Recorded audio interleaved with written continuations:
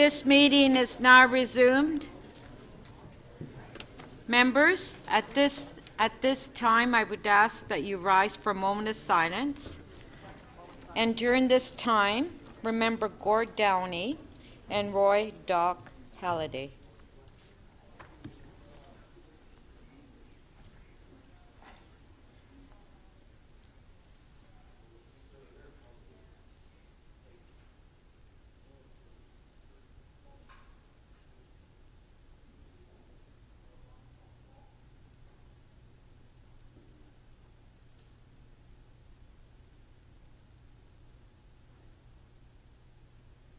Thank you.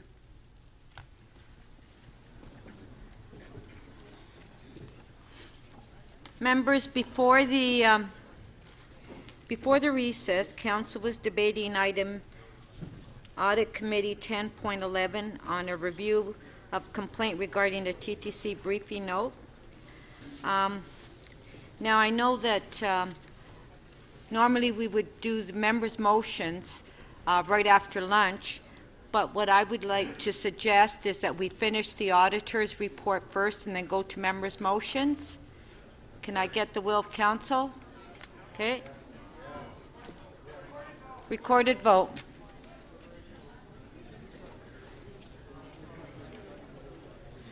This way the auditor doesn't have to be around for the rest of the day.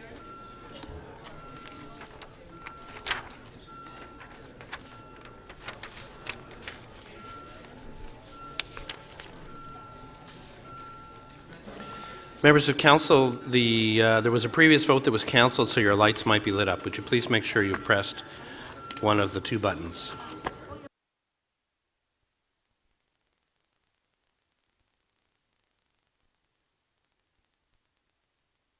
Voting on now is that we finish the audit items first before we go to members' motions. So that's what we're voting on. Councillor Fillion, please, and Councillor Mihevik, please.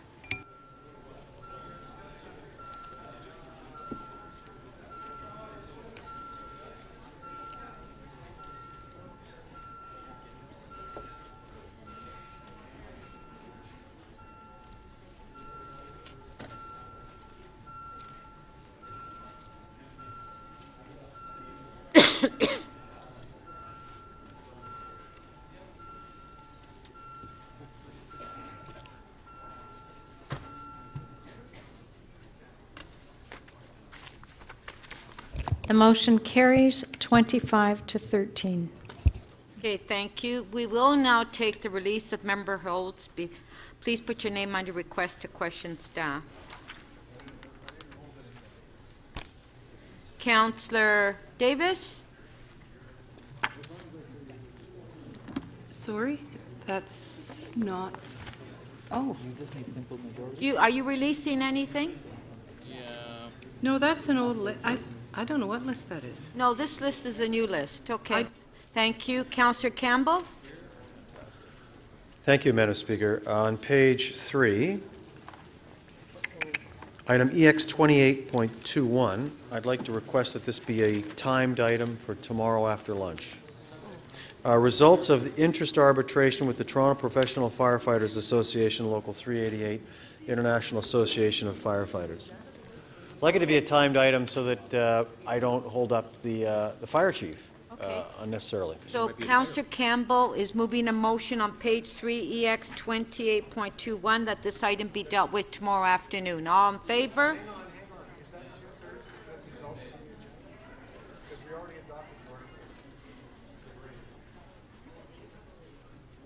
Today is a new day, I think.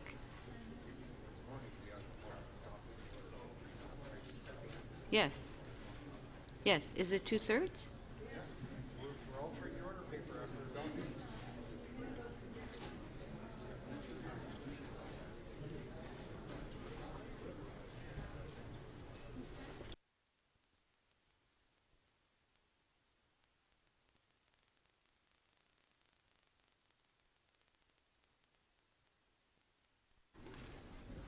Okay, it's in order. Recorded vote, then. Recorded vote. No, it is in order. You don't need the 2/3 vote. I just got that. Okay. Yeah, yeah. Yeah. We're not, Councillor Davis, we're moving on a motion that Councillor Campbell is moving. I mean, we're voting. Yeah.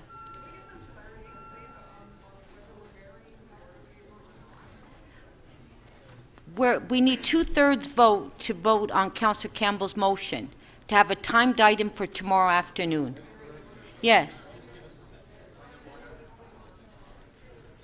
We're in the middle. Yes, Councillor Shan. Madam Speaker, just for clarity, when we changed the 2 o'clock members' motion item around, wouldn't that have required 2/3 as well, as that was changing the order paper? We voted on it. But No, it but would you have, didn't it get wouldn't have 2/3. to have Yeah. 2/3. Sorry. We didn't have 2/3. 25 and 13.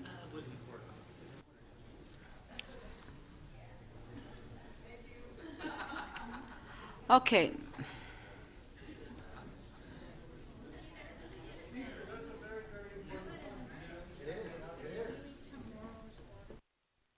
Okay, wait till, Councillor Campbell, wait till tomorrow's order paper. Okay. We'll just have to have the chiefs remain in the council chambers. Yeah. Councillor Layton, quick item.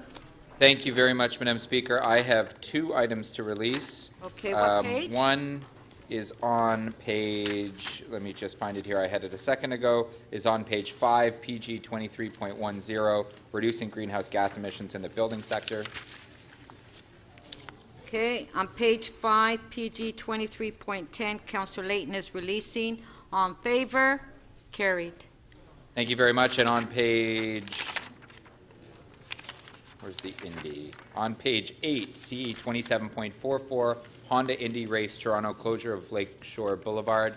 There was a motion that we're not quite ready with the revisions. If we're not, that's fine. Not ready yet? Okay, thank you. But it's ready to go on our next opportunity. Okay, thank you. Councillor Karygiannis? Thank you, Madam Chair. I do have one item that I'd like to release, EX 2813, Toronto's emergency What page? Page 1, I believe. Page 1. Page 3. Page 3, okay, sorry, I apologize. Toronto's emergency management programs and revisions to the Toronto Municipal Code. My questions have been answered. Isn't that the one? Okay. Councillor Holiday. I would simply like to request a recorded vote and to break out a couple of the recommendations on that. Okay, can we put it on the screen? Yeah, thank you. I don't remember. I got to.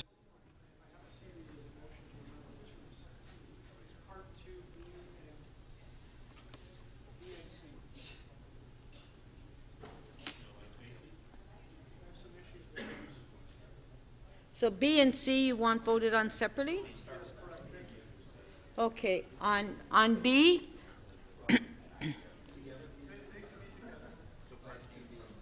okay, parts B and C, recorded vote.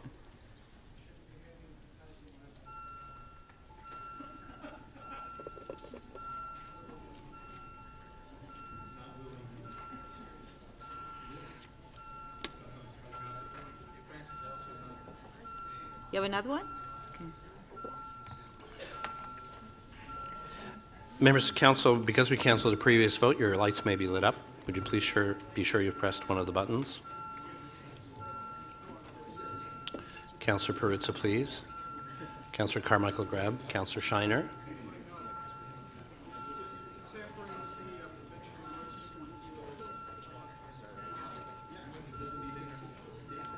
Councillor Ajamari, please.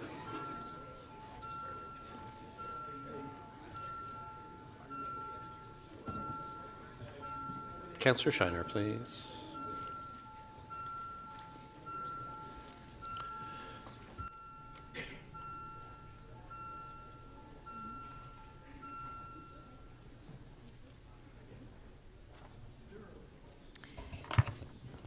Parts 2B and C of the item carry 38-3. Okay, on the balance of the item, on favor, carried. Councillor Karygiannis, you have another Yes, one? Madam Chair, I do have another one on page 9, CC 34.8, 3125, 3381, and 3389 Steeles Avenue, and 3900 to 4000 Victoria Park Avenue. Appeal of Official Plan Amendment 231, Ontario Municipal Board hearing. Okay. Page 9, CC 34.8, Councillor Karygiannis is releasing. All in favor? Carried. Councillor DeGiorgio. Thank you, Madam Speaker. I have the items that were being held that we spoke about yesterday afternoon. I consulted with staff, so item EY 23.73, which is on page 3, and coupled with EY 25.4, which is at the top of page 7, I have a motion that consideration of items EY 23.73 and EY 25.40 be deferred until the January 31st, February 1, February 2, 2018 meeting of council. I think staff have that motion, so. And staff have concurred with me. I don't know. We're waiting for another report. Okay. So we'll vote on them separately.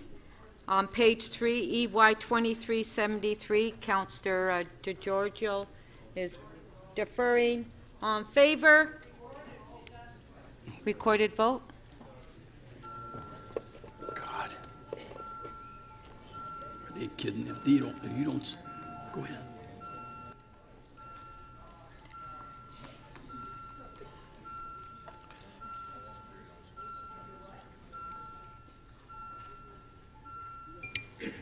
Councillor Robinson, please.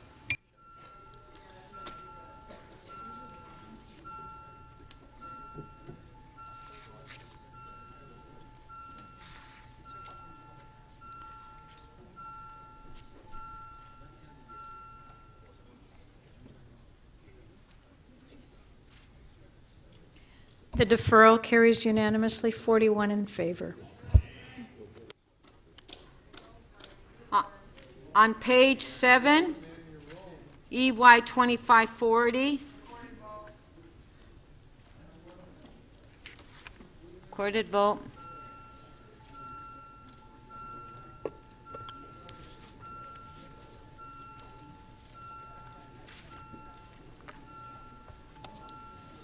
Councillor Perruzza, please. Councillor Giorgio, Councillor McMahon, Councillor Wong-Tam. Councillor Pasternak, please. Councillor Palacio, Councillor Fletcher, please. Councillor Perks, please. Councillor Robinson, please. Councillor Perruzza and Councillor Carroll, when you're seated, please.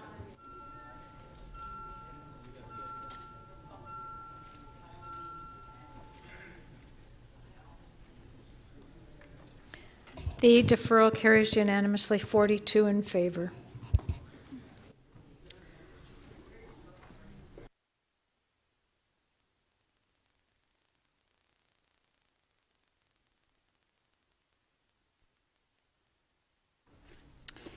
Councillor Mihevc, you have a motion you'd like to introduce?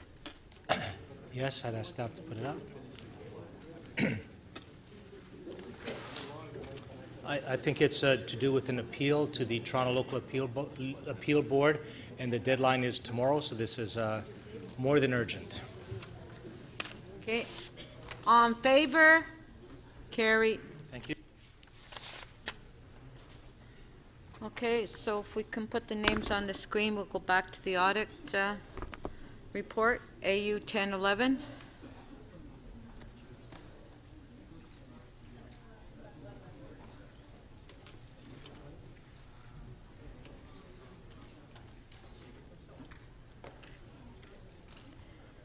So, Councillor McMahon, you had 45 seconds left.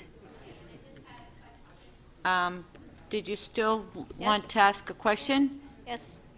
Thank you. And it was a question of the Auditor General. So, essentially in your report, you did not find any wrongdoing with this briefing paper. Correct. There's no wrongdoing on the part of TTC.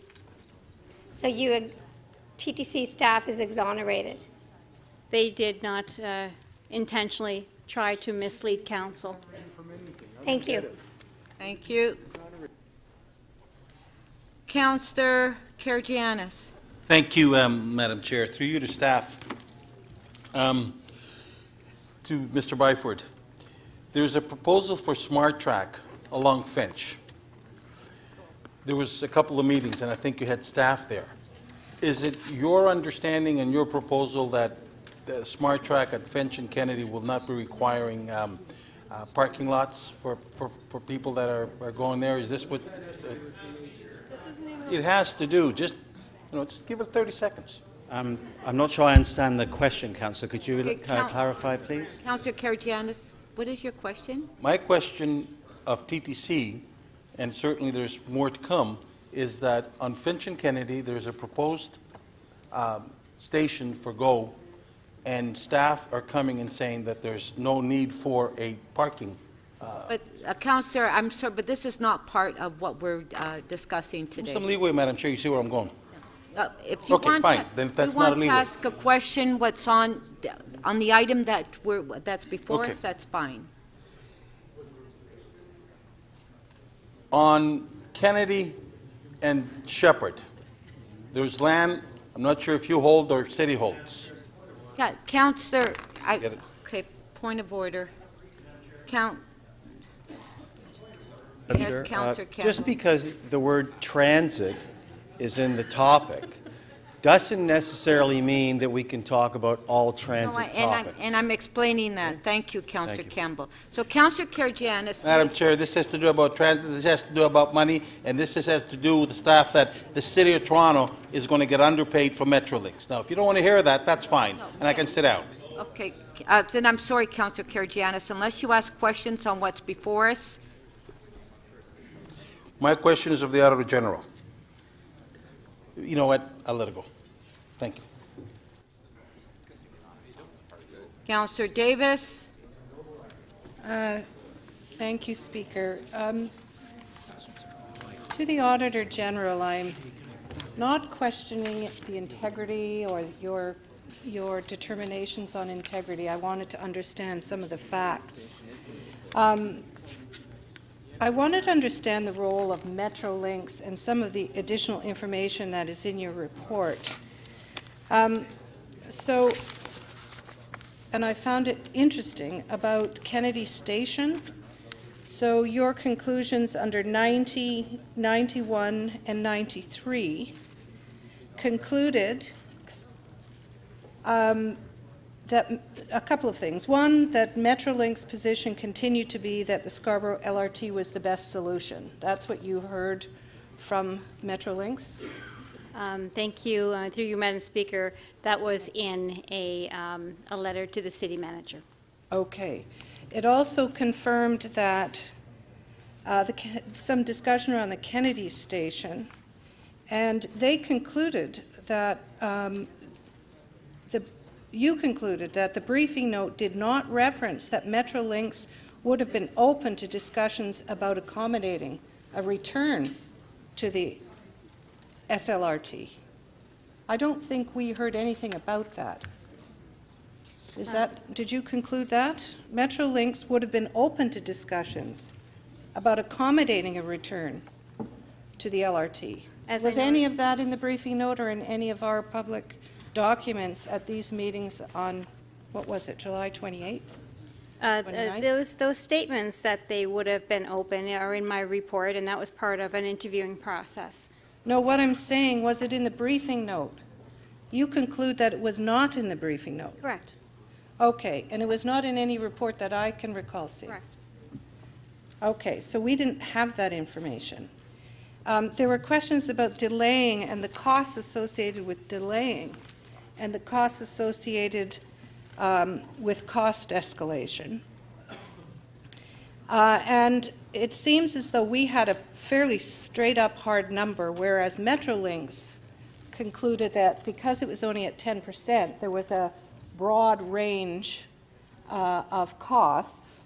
And I know you say it was reasonable, and you provide some rationale for that. But I also note that in number 100, Bruce McQuaig confirmed to you that he was not involved in the preparation of the briefing note, and that he contacted the TTC on June 29th, and he shared his view that about the Kennedy Station costs and the $320 million would have to be netted out of the $1.8 billion. Was that included in the briefing note? Or was that information that we received at council? It was not in the briefing note, and I don't believe it came to council. So these very important pieces of information about Metrolinx and their views on the project and the costs were not included in the briefing note. As noted in my report. The other thing that I note was that you conclude that they should have been involved in those estimates or calculations, and you make a recommendation to us about that. The other thing that you make a recommendation about is who accesses briefing notes, who gets them, who should have them, etc., and that there ought to be some new approach to who gets briefing notes and that everyone should have access to briefing notes. Can you confirm that not all councillors got that briefing note and who got the briefing notes? The information is that it didn't appear to be evenly distributed to everybody in the process, but it was not intentional that we could see, and there's no indication that it was. It simply seemed to be almost a comedy of errors, but I can confirm to you that everybody didn't seem to get that briefing note. Well, what was the basis of that conclusion? What we did was... How could it have been a comedy of errors? Thank that the chair of the TTC got it. Councillor Davis, do you want to allow the staff to answer that question? I am asking a supplementary question, Speaker. And the other question, did you look at the issue? As I recall coming to council that day, it was already all over the news. So how was it that that information about the briefing note was in the public realm when only the chair, it appeared that the chair and the TTC CEO had that? That was your last question. Thank you. Yeah, thank you. Thank you, Councillor. Your question was my question during the process. How could this have happened? And what we did was we went back to not only interviews that we conducted ourselves, but also to follow through all of the emails that were going back and forth. And what we could see was that there appeared to be the intention to have it distributed through two councillors, even right from Brad, Ross, they were checking back and forth, and it fell through the cracks. I can say that I looked at it and I could follow it all the way through, and at the end Peter Notero had it and sent it back to Joan, and it is unfortunate, but I'm comfortable that it wasn't intentional. Councillor Layton, questions? Yes, thank you very much, Madam Speaker. First, this one would be to the city manager, who's not here. Councillor Ainsley could answer, who's sitting in the city manager's chair.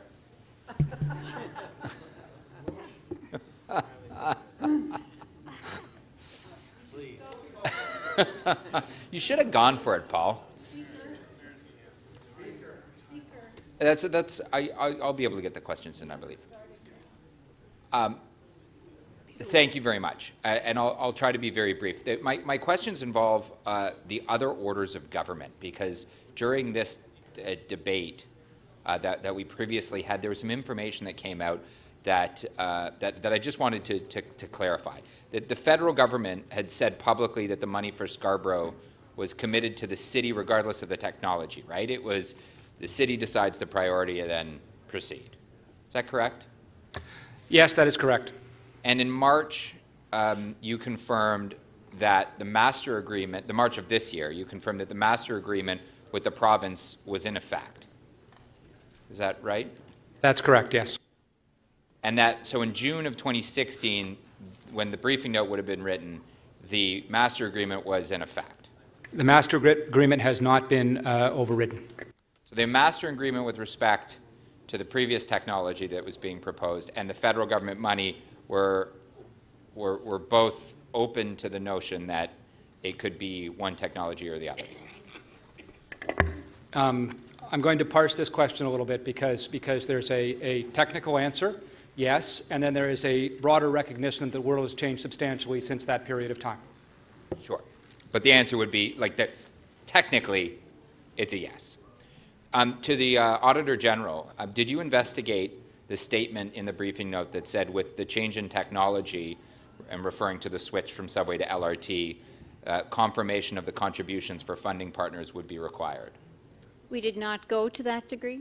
Okay. And are you concerned that the briefing notes cast doubt on whether funding from senior levels of government would be available, which falsely puts the one technology in jeopardy? So we did not open things that had already been before council around funding. What we focused on was there political interference in relation to this briefing note being drafted? Fair enough, but the briefing note referred to confirmation needed from the other funding partners, whereas we've just confirmed from the city manager, in a technical sense, the federal government had given us the go-ahead regardless of technology, and that the master agreement with the province about the LRT technology was in fact still in place. So that statement, perhaps, I guess that's not a question. Did your investigation, did you find any instances where staff made an error or omission that made incorrectly question the funding for the subway or the LRT? We did not go into the funding, Councillor. Thank you. Thank you. Thank you. Councillor Wong-Tam. Thank you very much, Madam Speaker. And the first question would be to our city clerk. How are staff briefing notes pertaining to an item that is on the public agenda, on council's agenda, be distributed? What's the channel for distribution? Okay, I'm sorry, Councillor, can you repeat the question, Yes, please? I can. Happy to. How are staff briefing notes pertaining to an item that is on a council agenda be distributed?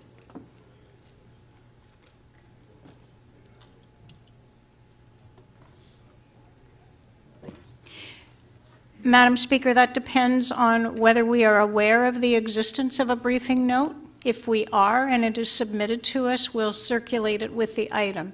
If we don't know about it, we can't circulate it. So therefore, if the item is made available to you and it's on the public agenda, you will then post it onto the city's website and then make sure that it's part of the public agenda, so everything is on the open and transparent manner. That's correct? Yes, that's what should happen. So the briefing note was never made available to you pertaining to this item? No, we did not ever get this briefing note. Okay, thank you very much. A question to the Auditor General. Does it not concern you that given that according to your own investigation, the content of the briefing note objectively made the prospect of returning to the LRT more difficult than it really was, that the briefing note was only then distributed to the chair of the TTC and the mayor's office, both who are on the record for opposing the 7-stop LRT? To the second part of your question, when we conducted our investigation, we specifically looked at that, and I can say that it wouldn't be unusual to have a briefing note going to the chair of a board, the same as the chair of a committee, just to understand matters better. And you could see from TTC's side, although it failed, they were trying to make sure it was distributed to councillors, and it was their understanding through the emails that we saw, through the interviews that we've conducted. So although that was a level of skepticism when we started, we came to the conclusion after the totality of the evidence was examined that it was essentially errors, comedy of errors, things, somebody else thinking somebody else was doing something. So that was, in the end, that's the way it landed. That's the way it unfolded. But did you investigate how that same briefing note that never made it to the clerk's desk made it onto CP24? So I understand that Councillor Cole spoke to CP24, but from my perspective, it wouldn't be unusual for the chair, and he would have had that as part of his briefing for a board. So I didn't go deeper than that. You can ask the chair further.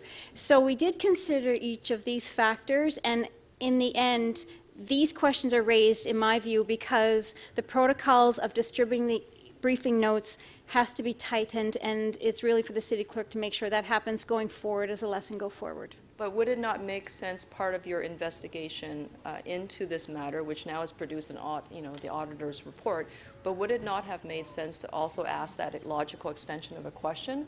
How did this briefing note that bypassed the city clerk's office, that is a matter of public interest, that's sitting on a public agenda, how it made it into the hands of CP24? Why did you not investigate it going into the hands of CP24? Councillor, I have confirmed, and my team has confirmed, that there was every intention that every councillor received this briefing note, and TTC tried several times to make sure that happened.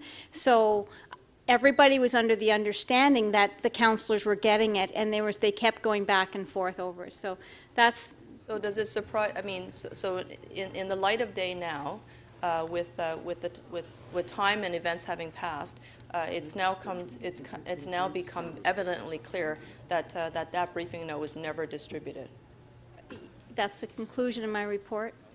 Okay, thank you very much. Thank you. Councillor Perks, questions? Thank you very much to the city manager.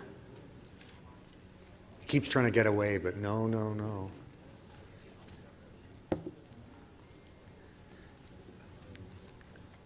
Okay. Thank you. Mr. City Manager, you've seen the briefing note in question. Does it constitute a value for money cost comparison? It does not. Have we ever received one while I've got you?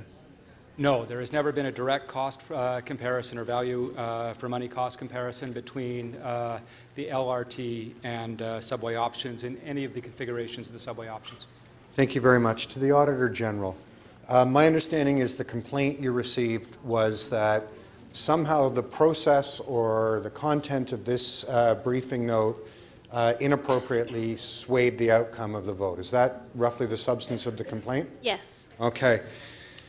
Given that, in your report, you demonstrate that there may have been information that Metrolinx had about the costs that they tried to communicate but didn't show up in the briefing note.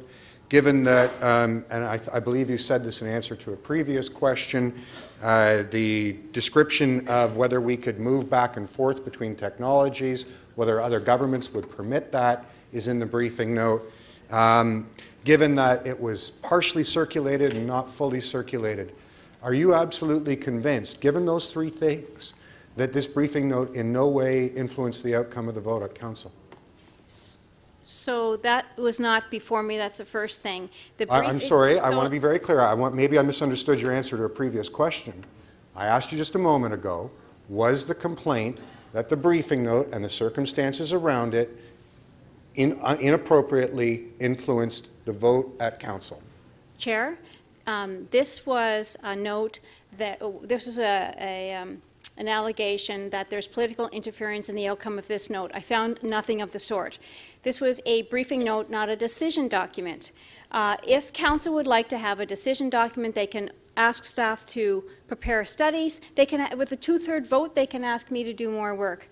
But in this briefing note, it was simply meant to be a briefing. It wasn't meant to be a decision document. My understanding is the decision to move forward with the subway was decided before this note was, this briefing note was prepared. Perhaps I'm asking the question in a way that's unclear.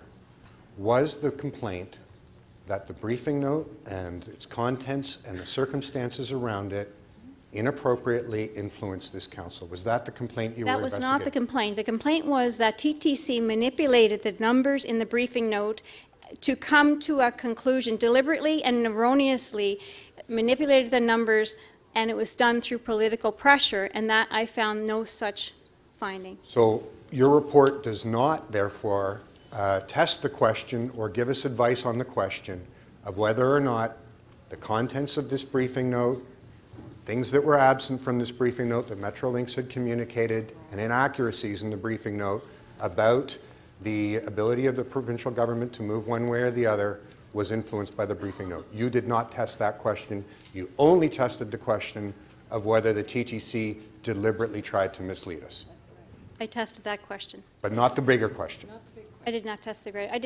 you have my report before you. And I'm asking you questions about it. Does your report test the question of whether the briefing note, its contents, and the circumstances around it inappropriately influenced this council's decision? No, that was not part of the content. Thank you. Thank you. Councillor de Vermaker. Thank you. Through you, Madam Speaker. I think my first questions are to Andy Byford, our CEO of the TTC. The briefing note that you prepared was done in 2016? That's correct. So in terms of Councillor Perk's questions, well, did this somehow influence the decision to build a subway? Wasn't it in 2013 that this council decided to build a subway? That's correct. So for one of my colleagues to say, well, a briefing note in 2016 somehow influenced the decision to build a subway that was decided on 13, from your experience, can time go backwards? That briefing note was 2016, didn't influence what happened in 2013? Well, the briefing note was not a decision-making document, as the Auditor General said. It was exactly as its title implies. It was a briefing note to prepare me for likely questions that indeed did come up. And through Madam Chair, there have been various numbers put out there about the cost of the LRT. What was the cost estimate that you put in your briefing note? You and your staff put in your briefing note? The cost that we put, which was made up of escalation, SRT extension and SRT shutdown, was just short of $3 billion at $2.979 billion. $2.979 billion. Correct. And do you stand by that briefing note today? You put in a number in a briefing note saying the escalated cost of the LRT due to all of the ups and downs and the things that you'd have to do would be approximately $2.979 billion. Is that correct? We stand by the content of the briefing note in that we tried hard to get input from Metrolinx, as I explained in a previous response to a question. We applied straight math to the elements that we thought were relevant, and that's how we ended up with that order of magnitude figure. So, and I'm going to round that $2.979 billion to $3 billion just to make our discussion simple. So if I was to say to members of my colleagues on council today that the LRT project is $1.8 billion, would I be correct using a $1.8 billion figure, or would I be wrong using a $1.8 billion figure? The $1.8 billion figure that you cite is a 2010 figure. In the same, you have to look at both sides of the ledger. You can't say that a subway goes up over time, but that somehow an LRT stays frozen in time. It's, what we were doing with the briefing note was merely trying to demonstrate that both sides have to be looked at, and that a LRT would also escalate in costs as a result of delay. So then for an apples-to-apples fair comparison, the subway now is approximately $3.5 billion and the cost of an LRT is approximately $3 billion. Would that be a fair statement? Yes, the subway has yet to reach the 30% design mark, and at the moment we're estimating around $3.2 billion, actually. And what stage of design is the LRT at? 0.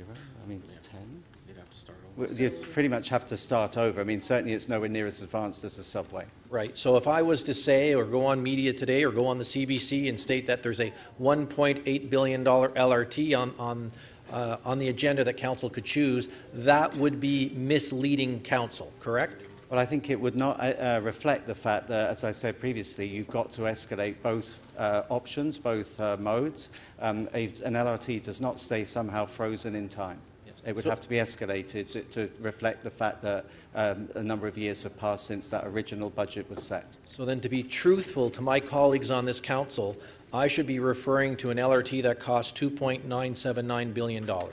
Well, we did in the briefing note, we were very careful to caveat that, and we put caveats in here, and even the one with the point around funding was just a caveat. It's basically saying that there are a number of factors, not just dollar factors, not just cost factors, but a number of factors that would have to be tested. And there are heavy caveats in the briefing note, and there were heavy caveats in the associated emails which the AG got sight of. That's right. When I read those caveats in your report, the cost of the LRT that your briefing note estimates is $3 billion could be higher, correct? Well, what you would need to do to get an accurate figure for the LRT is take it to a design level in a similar fashion that we're now taking the subway to a 30% design. And through Madam Speaker, I think, Mr. Byford, your name's been mentioned directly by people, I won't name names, by people saying that perhaps you have purposely misled this council. Have you ever, and in this briefing note, ever, in your opinion, misled council in any way whatsoever? No, I have not. I pride myself as a civil servant now with 28 years experience, 28 years in transit. That is anathema to me to deliberately or even inadvertently mislead anyone. But at the end of the day, I answer that question not just for myself, but also the TTC. That's what vexed me. That's why I went to the Ombudsman the next day of my own volition. I asked the Ombudsman to investigate me, and through me, the TTC. Thank you. Councillor Perruzza, questions? Thank you, Speaker.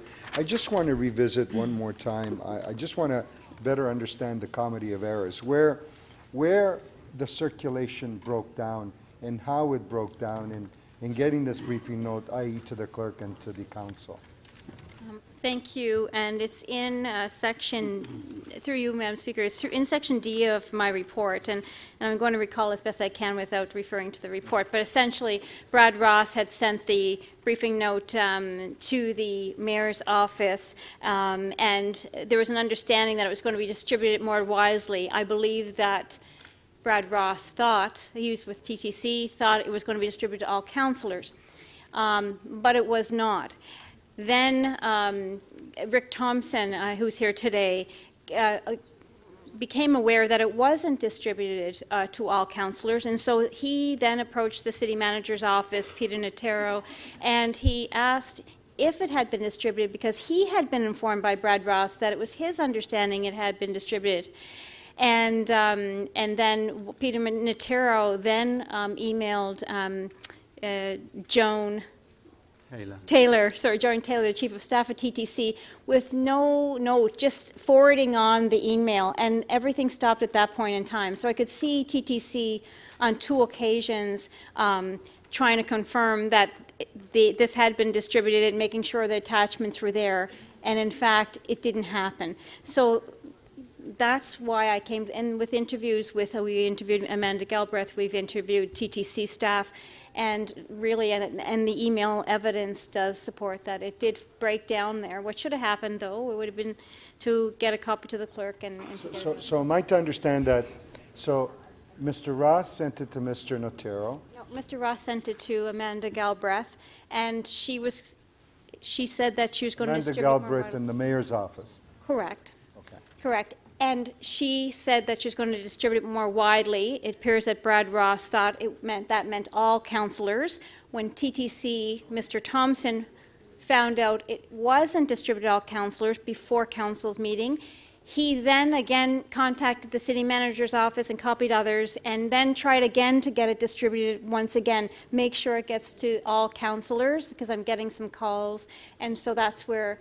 So then Peter in the office. First there was Amanda Galbraith in the mayor's office, and then he sent it to someone in the city manager's office? Yes, and then the city manager's office sent it on. It would have been Peter Notero. Peter Notero in the city manager's office. And then he sent it back to TTC, I think, to try to get it distributed again. I don't know, but I'm surmising it was going around in circles, but the intent from the communication on the email was to get it to the councillors. So for clarity going forward, for agencies bringing in briefing notes, they should get to the city clerk's office also. And please correct me, have you made that as one of your recommendations? Thank you. Through you, Madam Chair. We have, and I believe some of what's happened here has come from this comedy of errors that has happened with the distribution of this briefing note. So this should have, we made a recommendation that briefing notes go from agencies go directly to the clerk, and the clerk is going to take a look at that. Okay, so I just want to turn my mind again to another matter that's basically outlined here. So, Mr. McQuaid, he says at some point, and I don't know if the question is more appropriate of you or Mr. Byford. He says that he was not involved in the development of the numbers that were being used in the briefing note. However, he did make a comment that the Kennedy Station modifications would need a revision in terms of the amounts of monies that were being used in the cost estimates, correct? Right, so maybe I should answer that. We had some email dialogue, myself and Bruce McQuaig, the former CEO of Metrolinx, because Bruce asked me where the figure came from, and I've got the email in front of me, June the 29th. He emailed me and said, Andy, how did you arrive at the $3 billion estimate for the Scarborough LRT? And I checked with the Chief Capital Officer just to make sure that my assumptions were correct, because I did not want to mislead anyone. We said that we would send over the briefing note to Metrolinx, which we duly did, and invited Metrolinx to come back to us if they had any concerns with content. He responded and said, please recall that part of the $1.8 billion was transferred to the Crosstown project for the Kennedy Station. That component should be netted off. We accept that, yes. And we did net it off, but then we added it back because our view was that because the design for Crosstown had changed, that amount would have to be added back in if council reverted to an LRT. Thank you. That was your last question, Councillor Proust. You're way over time. Councillor Burnside. Thank you. Through you to the Auditor General, I believe. Point number 37, or under the briefing note, I guess it's page 9. I believe you state here, a briefing note is not expected to be at the level of detail of a report or a study. Yes. Right. Is that your own determination of what a briefing note is, or is that just generally accepted practice of how briefing notes are handled? That is my view based on the generally accepted practice. There's a difference between decision documents and briefing notes and studies and reports. Right, and you've obviously seen many briefing notes in your career? Yes, I have. Thank you. Thank you. And you go on to state that a briefing note is most often prepared in anticipation of questions, and council has the right to request studies, correct? Yes, thank you. Through you, Madam Chair, yes, that's correct. So really, if I infer correctly, the onus would have been on council to delve deeper into the actual numbers and should not have depended on the briefing note. My view is council should ask for the information it needs when it makes its decisions, and that's not to say that it didn't have the information in this case. Thank you. Thank you. Councillor Holliday, questions. Thank you, Madam Speaker. Through you to the auditor. Councillor Perks raised an interesting question about whether or not the contents of a briefing note could have influenced council members. If I've got this right, if I can paraphrase correctly, you looked at the process of which the content was added to the briefing note at the staff level. Is that correct? I did. Thank you. So it's an interesting question raised by Councillor Perks, and I'm going to assume that the report has found that the contents of the briefing note are accurate. Is there any way in the work that you have done or could do that you could figure out whether or not, say, me as a member of council was influenced by a particular document? Is there any sort of precedent for that kind of a... Thank you, and through you, Chair, that wasn't my role. Thank you. Would I be fair to say that there is a tremendous body of evidence that's placed before council, and this briefing note may or may not have been part of that body of evidence to every person that would cause councillors to come to their own conclusions about how they felt about the questions placed before us at council? Thank you. Yes, there's an extensive amount of information that has come before council. Wonderful. Thank you very much. Thank you. Councillor Cole. Thank you, Madam Speaker.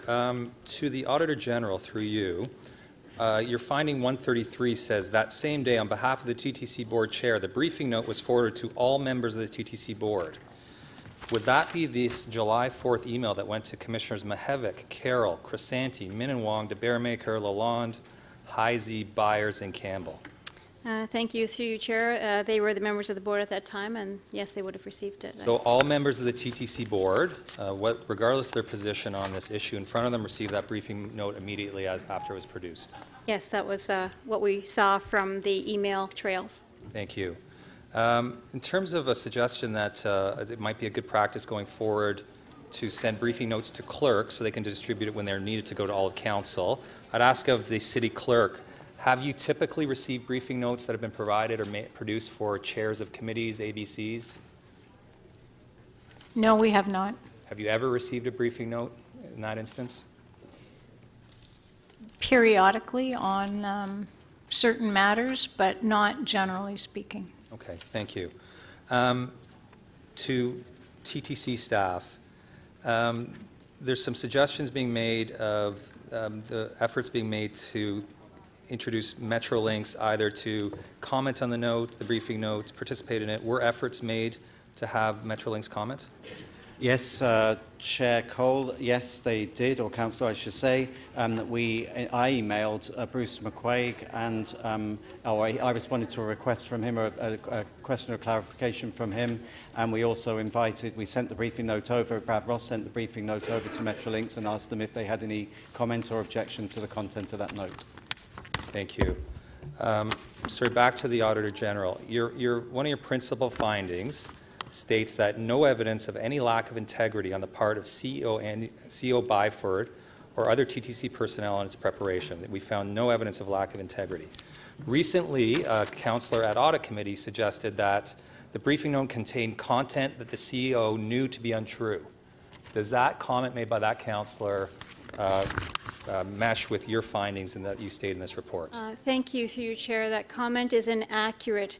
At the time, when Metrolinx brought forth that there could be, you have to factor in this amount of $320 million and deduct that from the total, CEO Byford went to Susan Tanaka-Reid, who is the head of capital, and asked what the impact of that would be. And on her best estimation, she said that that you should start at the $1.8 billion, and the briefing note outlines that you have to factor in designs, and TTC is better to explain why, but essentially they thought at that time they'd have to recreate Kennedy Station exchange, and that may or may not be true. But at that time, that's what they thought. So what we did was we factored in all of those costs, the 320, starting it early, and we still felt that it's within the class range that was there. Okay, so in your report, you say no evidence of any lack of integrity on the part of the CEO or any effort to mislead. At Audit Committee, a councillor suggests that the briefing note contained content. This is after your findings were released. Briefing note contained content that the CEO knew to be untrue. Has your opinion changed or your findings changed from what you wrote and distributed to us since Audit Committee? My findings have not changed. I stand by my report. Thank you. To TTC and specifically the CEO, again, the report suggests that there's no lack of integrity shown by you or your office, your team. It states that the TTC did not do the same. I would assume that this report provides you with a level of exoneration because your character and integrity was called into question. Do you feel that at this point you've been completely exonerated? Does the report go to do that? Do you feel you need an apology to fully make sure that your reputation is intact? And have you received any apologies to date? Right, I feel that I'm pleased to see that the report not only exonerates myself but also TTC staff of any attempt to mislead council, of any politicisation in the way that we put that note together. That's good. However, I remain intensely disappointed by the fact that comments were made about me on the Metro Morning on I think it was the 16th of September, which at best were a very, very heavy insinuation that my advice was not to be trusted, and that those comments were then reinforced at a subsequent audit committee where the quote you used was accurate, that I knowingly put content in that I knew not to be true. That is unfair, inaccurate, and I'm considering my options as to what should be done. I think an apology is in order. Okay, that was your last question. Councillor Matlow?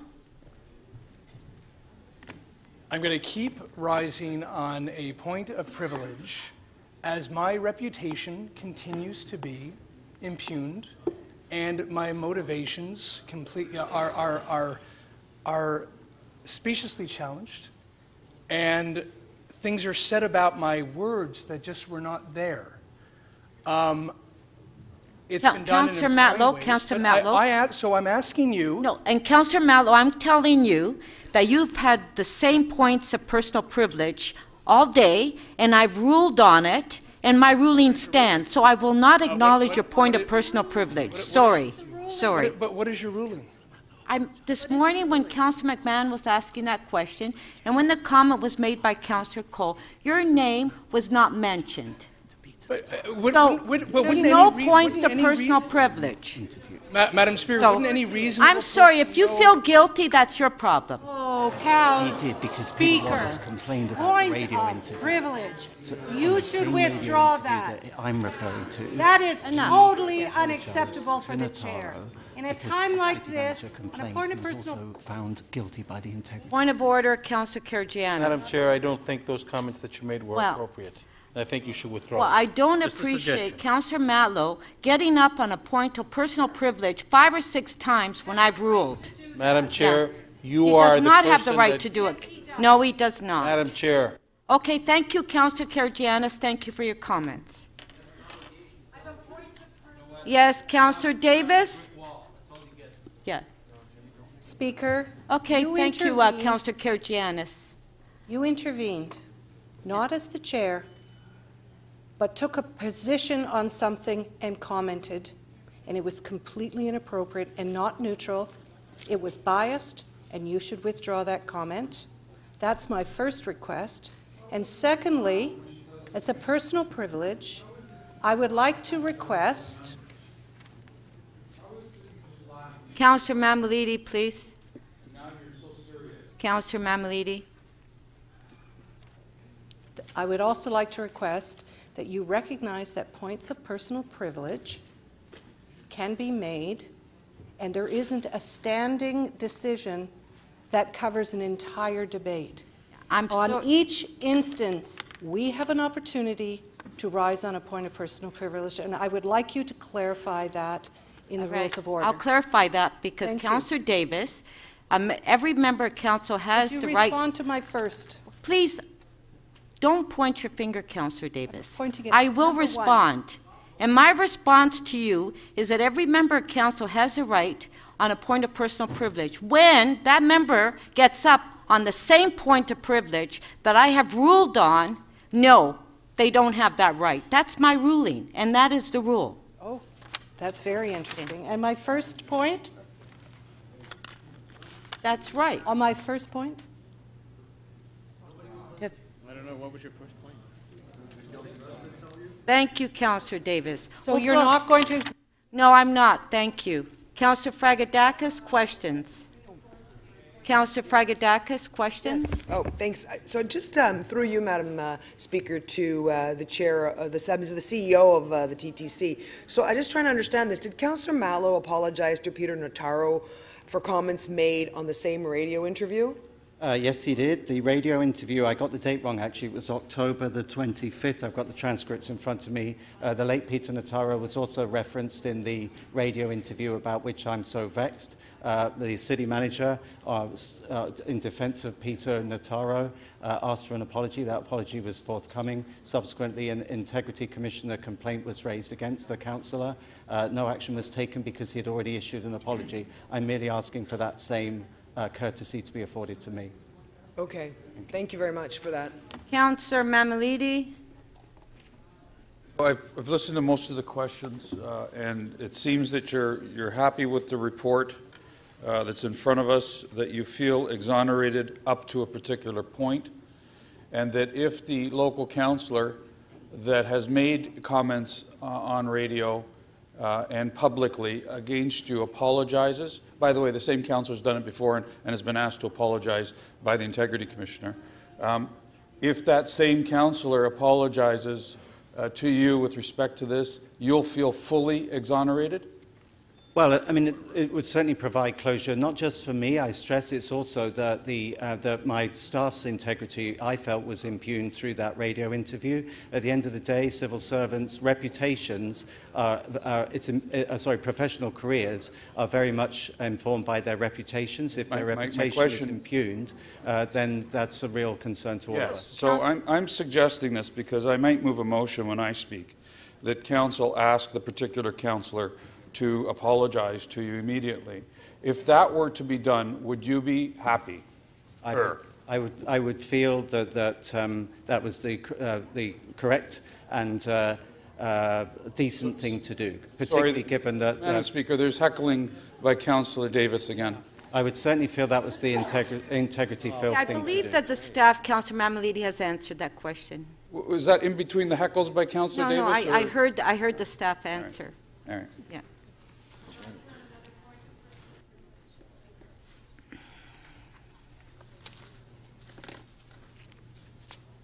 A point of personal privilege. Yes, Councillor Your Davis. ruling was based on the fact that a certain councillor's name was not used. Councillor Mammoliti has made an absolute inference to a particular councillor. The CEO of TTC is referring to a particular councillor.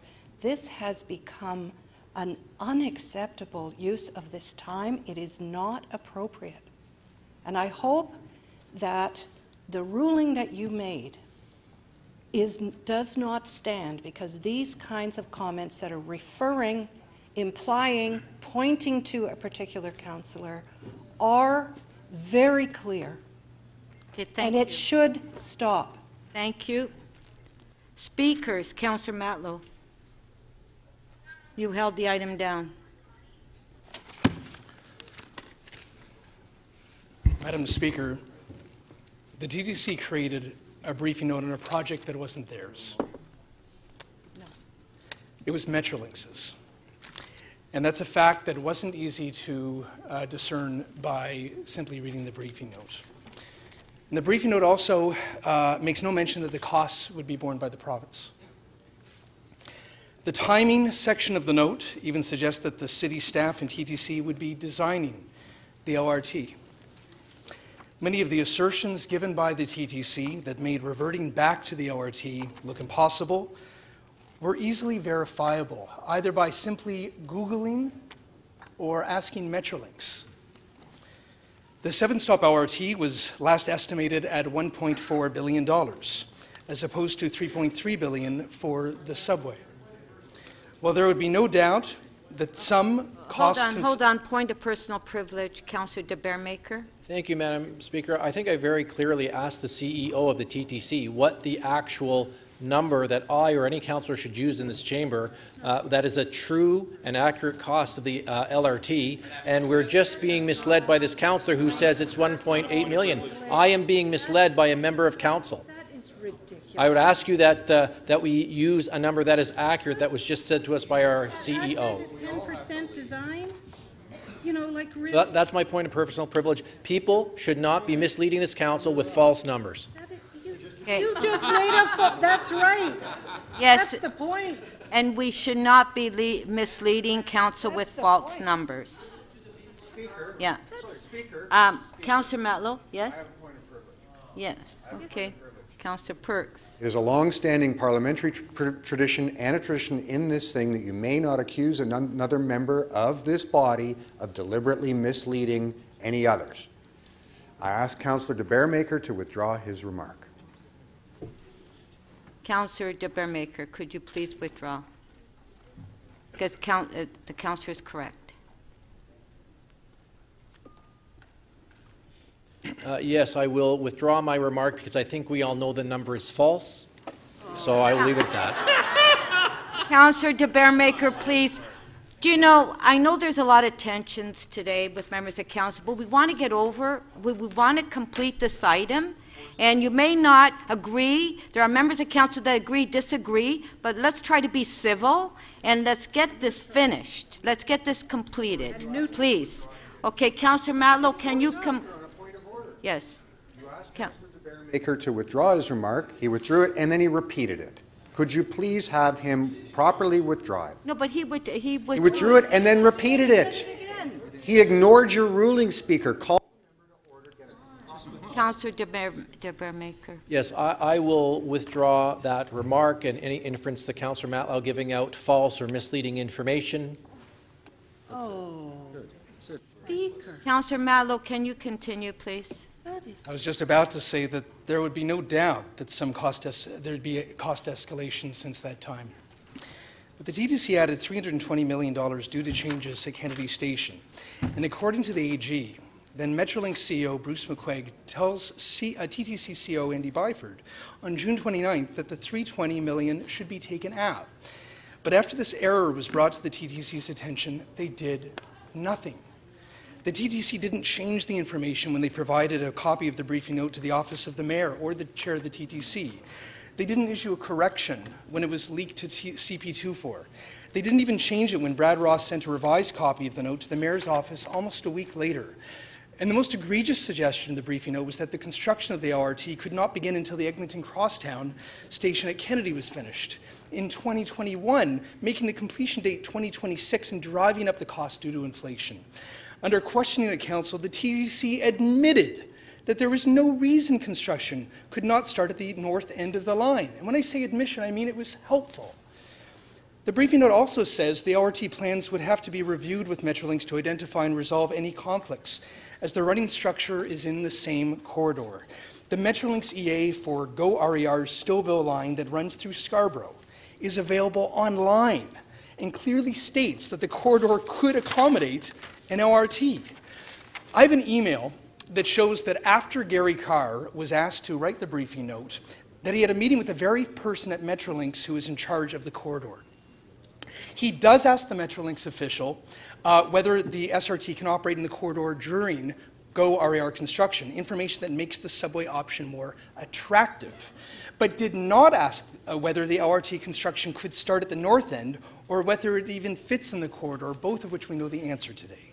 Metrolinx later confirmed that its Go RER plans never conflicted with an LRT in the corridor, and the Eglinton Crosstown and the Scarborough LRT could be worked at the same time. These errors, one that the TTC CEO was told was incorrect, and others which TTC staff did not verify despite ample opportunity, falsely increased the cost of the LRT by approximately $600 million. In my ward, the TTC regularly meets with Metrolinx to discuss the Eglinton Bus Barn site as the Crosstown project progresses. We just debated fare integration with Metrolinx. And staff didn't just guess what Metrolinx's position is, they consulted with them extensively before providing us information that linked to Metrolinx reports.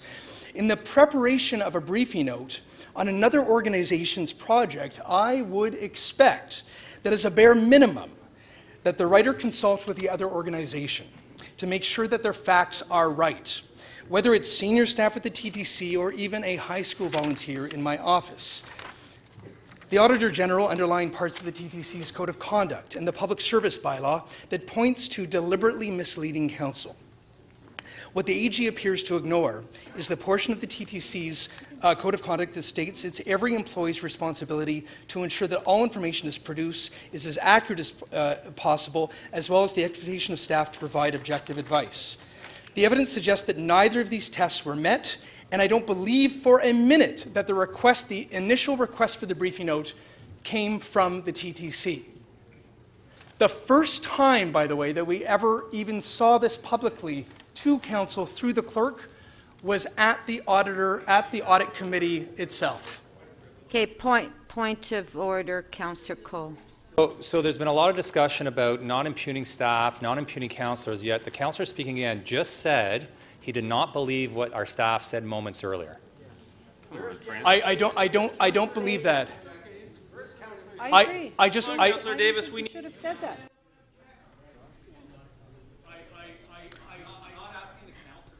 Like Councillor Matlow, there was an apology that was asked by Councillor de Bermaker, and now you more or less called the staff a liar.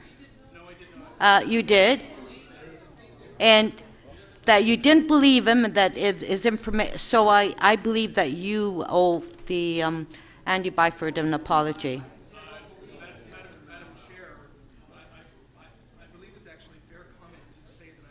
That that is correct. I do not believe. I just honestly do not believe it.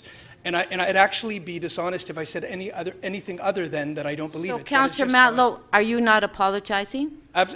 No, I'm not, because I don't believe it, and that wouldn't be true if I said anything other than that. Okay, and please stop applauding. Okay, Councillor Matlow, your time is up. Councillor Mammoliti. So I've got a motion. I'm not sure if it's ready yet, but I'm going to be asking Council to consider requesting Councillor Matlow. If you have a motion, is it prepared? City Council requests Councillor Matlow to apologize to the Chief Executive Officer, Toronto Transit Commission, for the offending comments made on October 25th, 2016 on CBC Metro Morning program. And we have, in this council chamber, become very emotional on issues, and we could continually do that and continually respond in the way we do in the chamber according to the code of conduct, or we can accept some of the things that we have seen from not only this councillor, in my opinion, but from others as well. Tweeting that goes on, insults that are thrown our way every time we make a comment in this particular circle. Some people get intimidated and don't deserve to be around the circle. When you start doing it to our staff, and when you start doing it publicly to our officials that we hire to do the job that they're supposed to be doing, there has to be a line drawn. Councillor Matlow has been asked by the Integrity Commissioner in the past to apologize for comments he's made on the radio in the past. He's done it again. He's done it again with the TTC officials. And that led to this investigation. The investigation that was conducted because of the comments that were made on the radio are clear. TTC made no errors. TTC feels impugned with their reputation. What are we going to do about it? You know what I heard earlier? Leave it alone. Don't worry about it. Just let it go. You can't let these things go.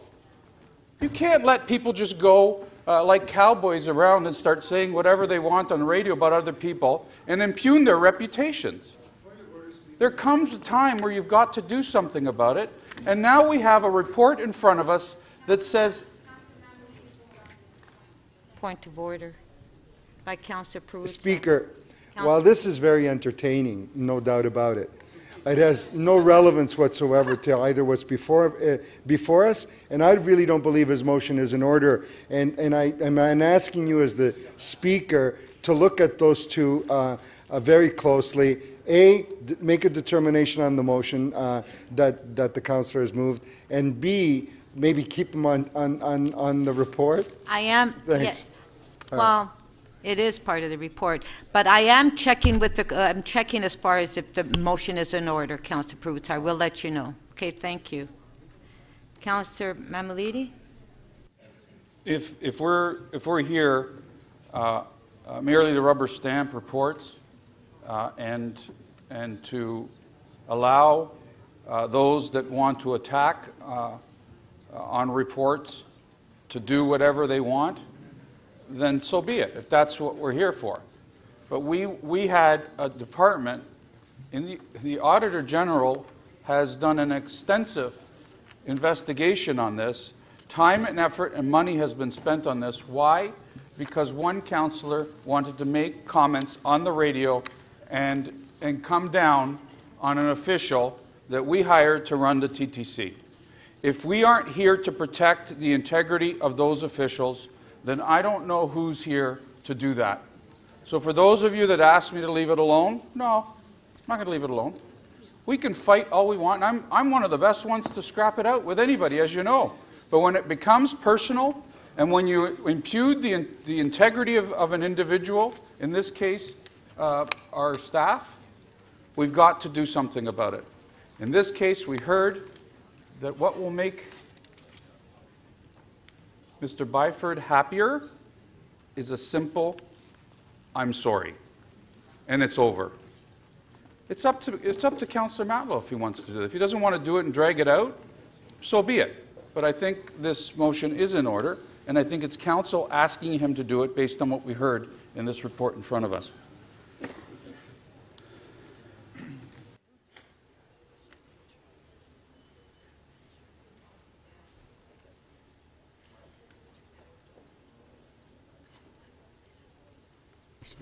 Councillor Fletcher, questions? Oh, it's not there. Councillor Matlow, question? Madam Speaker, may I see the motion, please? Can we put the motion on the screen, please?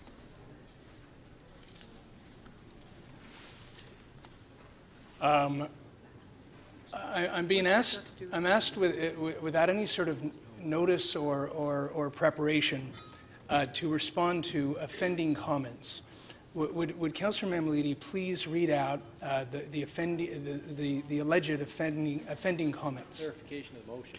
I'll tell you what, perhaps you should read the report that's in front of us, because There's what it nothing in does the is it spells out, No. it spells out how the Auditor General came to I'm asking about your motion, write though. the That's report, not in the report. and conduct the investigation. Madam Speaker. And it's all about your particular comments on the radio station that day. No, no. So you decide on whether or not you want to Councillor Matlow, apologize or whether you don't. Councillor Mammoliti is answering your Councillor question. Mammoliti, with all due respect, nothing what you just said is accurate.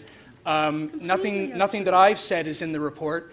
And you're asking me to respond to something that I don't know what you're referring to. Yeah, and So I'm sure that that's the logic you gave the Integrity Commissioner when she No, asked you to apologize to she Mr. didn't. Notaro. No, she didn't. I did that All right. directly to... All right, whatever you say.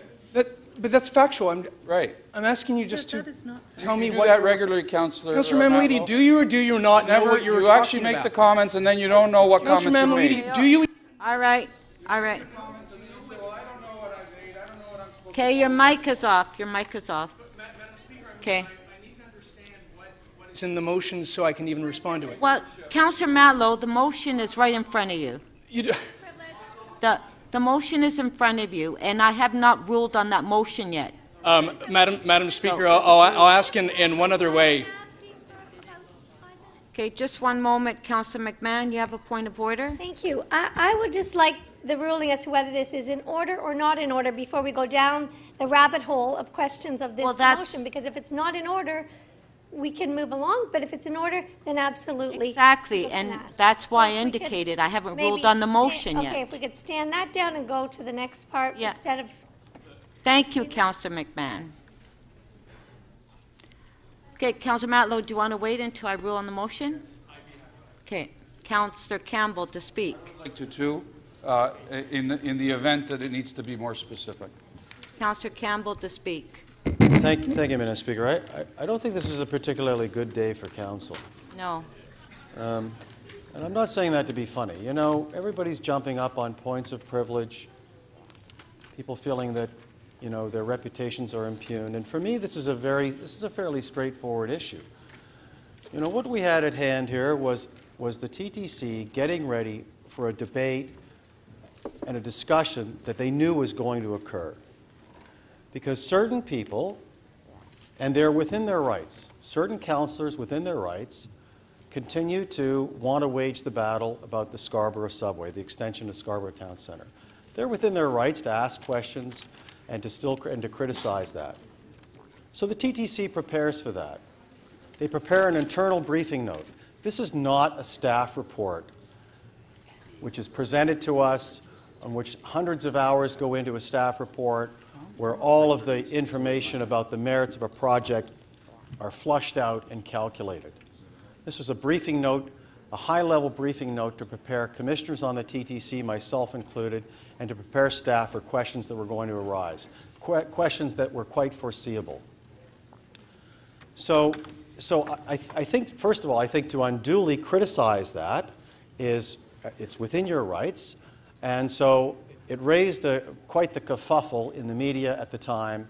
The Auditor General looked into it. So what do we have here today? We have the Auditor General's report that exonerates any wrongdoing on the part of the TTC. It's very clear. It's clear as day. I don't know why we continue to go on about this. So Councillor Matlow is still unhappy with the Auditor General's report. He's within his rights to do that. But I think at this point in time, for me, I feel badly for the senior executives at the TTC, and in particular Andy Byford, who has a very difficult job to do. It's a high-stress job. There's a lot of pressure. And in preparing for what he saw, his staff saw, was a debate that was going to occur about whether or not we were going to have an LRT or whether or not we're going to have a subway. His reputation has been impugned.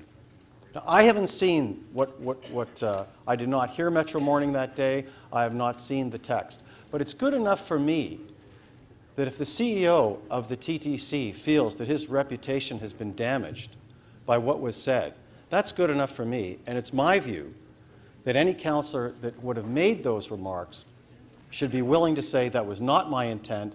I apologize for what may have been interpreted by you or your listeners. Madam Speaker, that's all I have to say.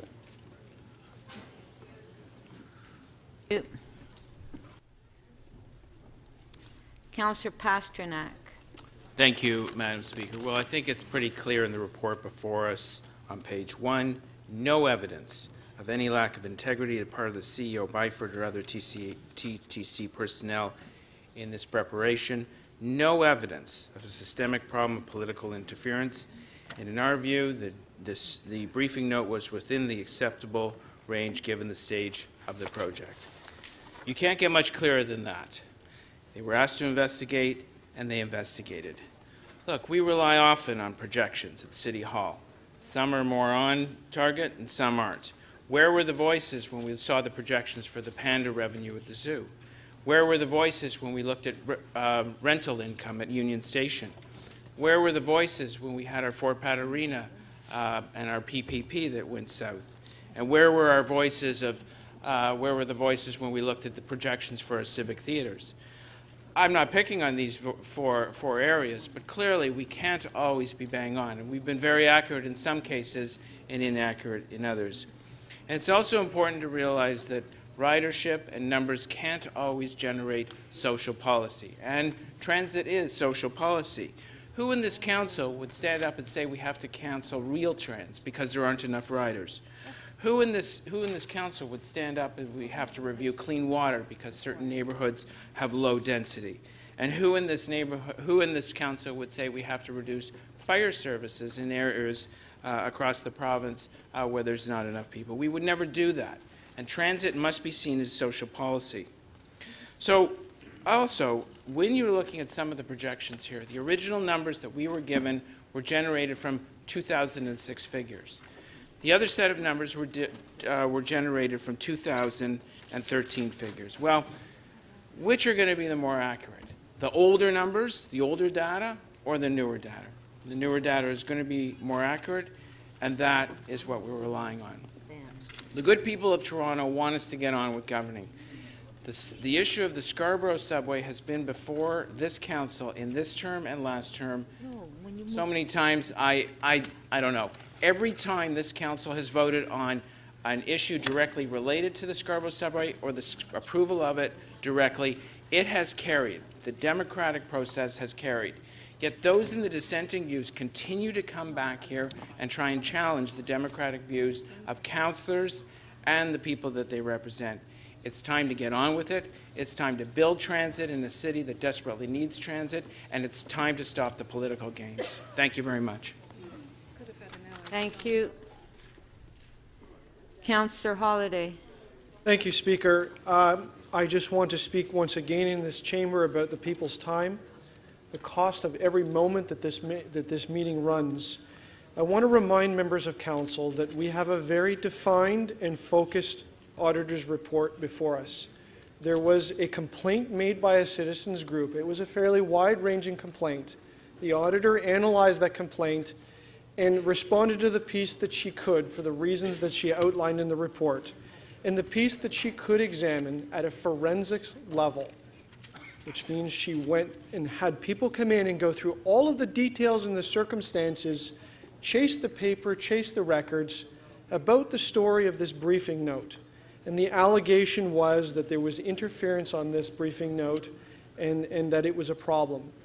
And what she ultimately found was that there was no evidence of a lack of integrity in this briefing note. She did make a very important observation, that the process in which this briefing note was distributed was not optimal. And she's made some excellent recommendations in this report that I hope the clerks will be able to help us with about getting information out in a uniform and accessible way to members of council. In fact, that will probably save the people's time in the future. Today I've heard comments, all sorts of political comments, things that delve into costs and prices of things that we've already debated on this council floor. I appreciate the temptation of many people to try to reopen that debate for many, many reasons. But I plead members of council to remain focused on what the matter is at hand. I also heard a discussion about remarks that happened on a radio show. And frankly, I'm not interested in hearing about it right now. My recommendation to the members of council is to avail ourselves of the process that we have. We have an integrity commissioner that is equipped to go and figure out the details in those circumstances. If somebody wants to engage that process, great.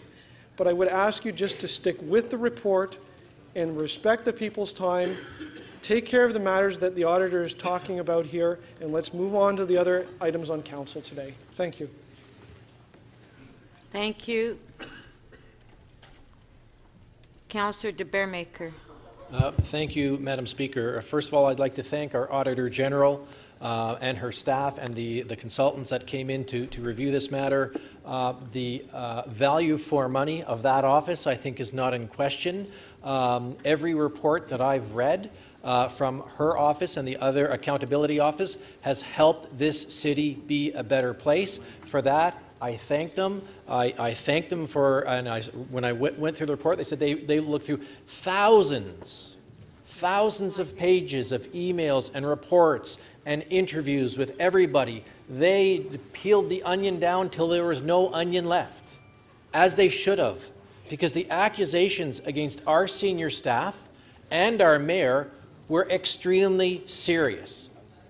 There were accusations that staff purposely misled this council, that they cooked the books, that they provided us with false information, that the mayor's office intervened and tried to manipulate numbers. Those are very serious accusations, and I thank the Auditor General's office for giving us this very thorough report saying there's no evidence, there's no evidence, there's no evidence.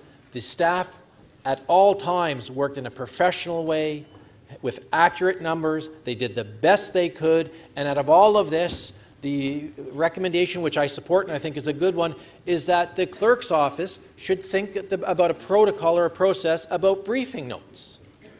Well, okay, I'm sure each and every one of us has asked for a briefing note, and maybe we should have a procedure for briefing notes. But that's it, folks. There's a staff report, a briefing note that some people just didn't like. They can't stand the truth. They don't like the facts. They don't like the decisions of council. You know what they do? They go over and over and over again trying to undermine anything they can to get this subway built. This council's voted on 10 occasions to build the Scarborough subway, and people exercise their democratic rights to try to stop it, to try to slow it down, to try to divert it this way or divert it that way. Let's do a value for money audit. Let's do a business case analysis. Let's do this. Let's do that. Let's count bunny rabbits out in the park. Let's do everything but build transit. The only project that's been adopted by this council and approved by this council on 10 occasions, there's no other project that's been approved that many times in this council chamber. None of them. None of them. Transit City, the great Transit City. Ever come to council? No, it didn't. Scarborough Subway, it's been here 10 times and approved 10 times. It's got the approval and the support of every level of government. We live in a democracy. The federal government, the Prime Minister has said yes to the subway. The provincial government, Kathleen Wynne, is on interviews and on TV and at rallies saying, yes, we're building the subway. Our mayor is out there every single day saying that we're going to build a Scarborough subway and a larger transit network in Scarborough, including an LRT out to the U of T and a smart track system that's going to give us a network of transit out in the East End. This is the direction that this council has decided to go. It's the direction supported by 19 out of 20 elected officials in Scarborough.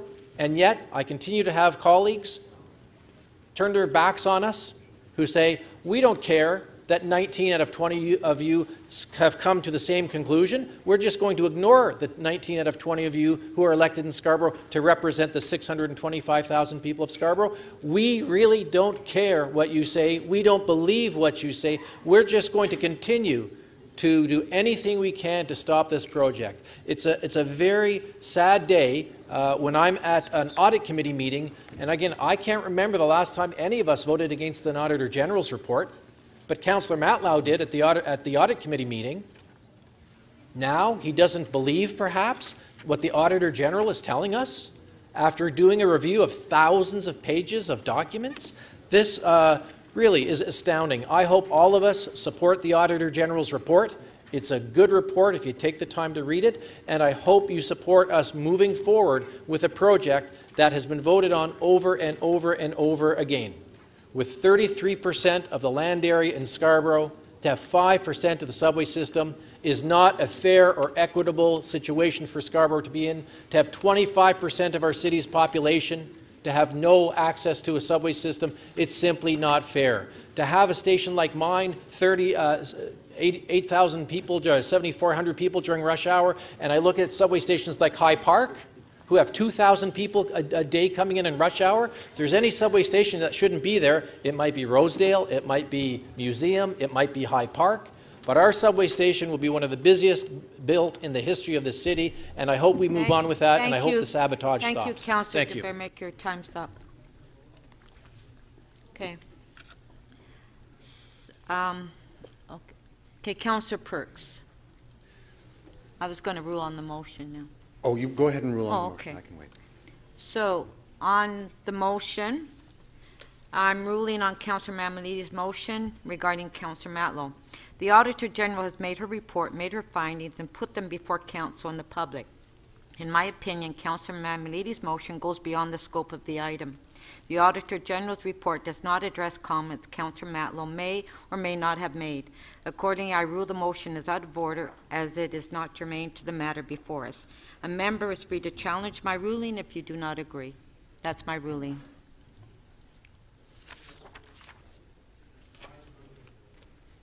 Okay, Councillor Perks to speak. Thank you, Speaker. I rose to make a few comments on this, but you get derailed in this debate, don't you? Councillor de Beremaker started out giving a wonderful speech about the quality of the Auditor General's report, and then we're relitigating who said what when about the Scarborough subway. It's a sinkhole we fall into over and over again. But I think that there are some things we need to be mindful of coming out of the report and in this debate.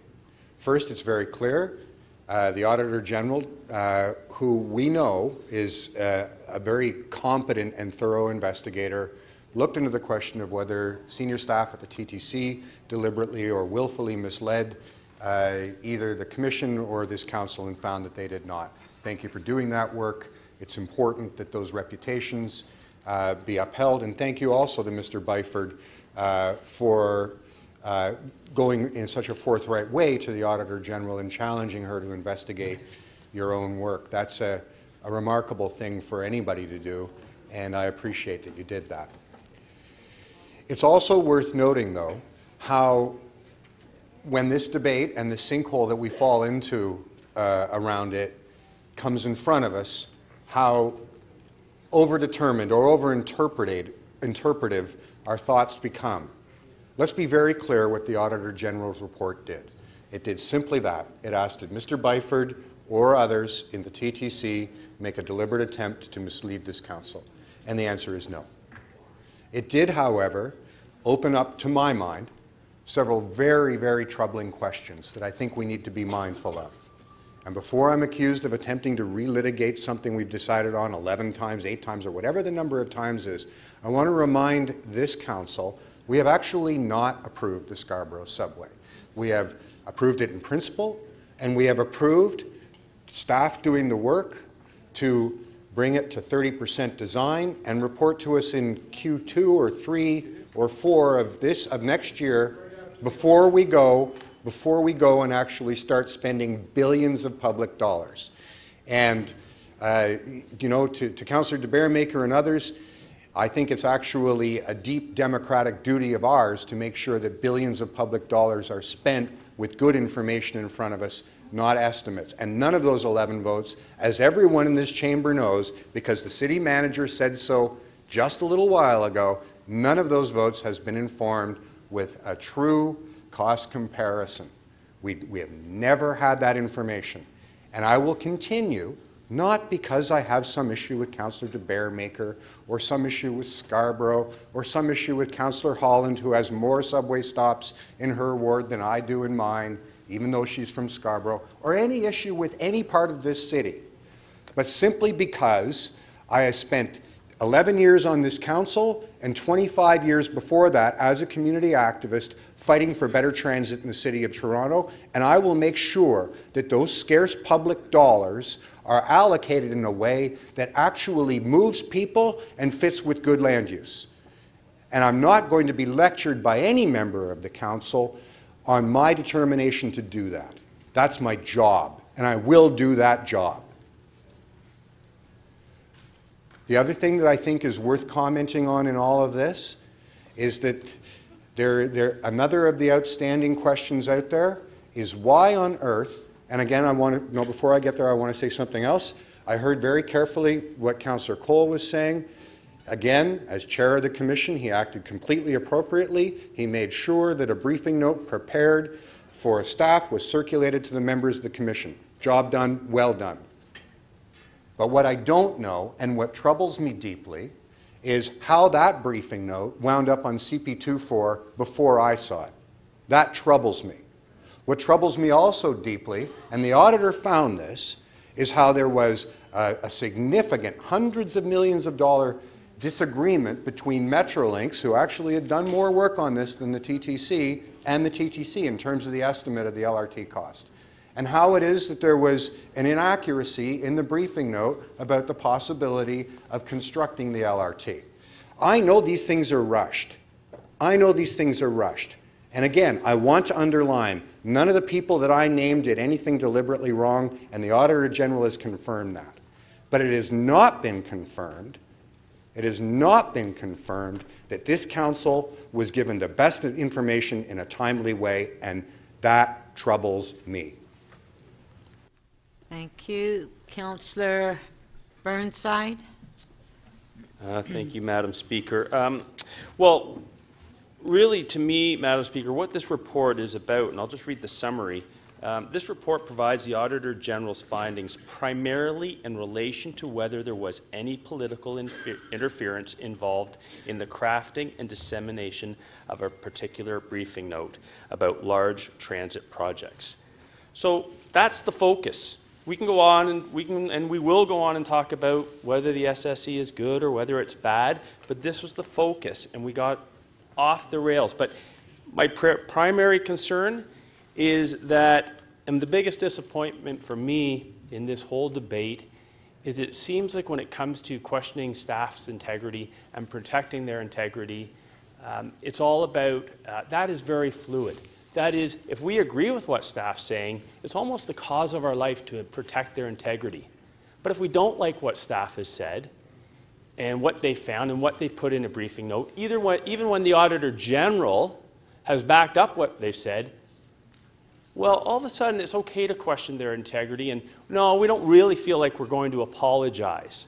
To me, staff's integrity, especially when the Auditor General has actually ruled there's no question about their integrity, is absolute, plain and simple. And it's not about whether we like what we hear in terms of or what we read in their briefing note or not. Staff deserves that respect, and it's about time we all gave it.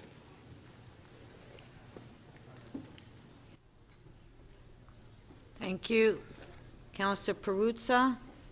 Thank you very much, Speaker. Speaker, I've been sitting here following this and listening very closely, and I have to tell you, I have no doubt whatsoever that what the Auditor General has concluded upon her review is correct and accurate. I don't believe that anybody willfully did anything nefarious to keep information from the City Council and willfully did that.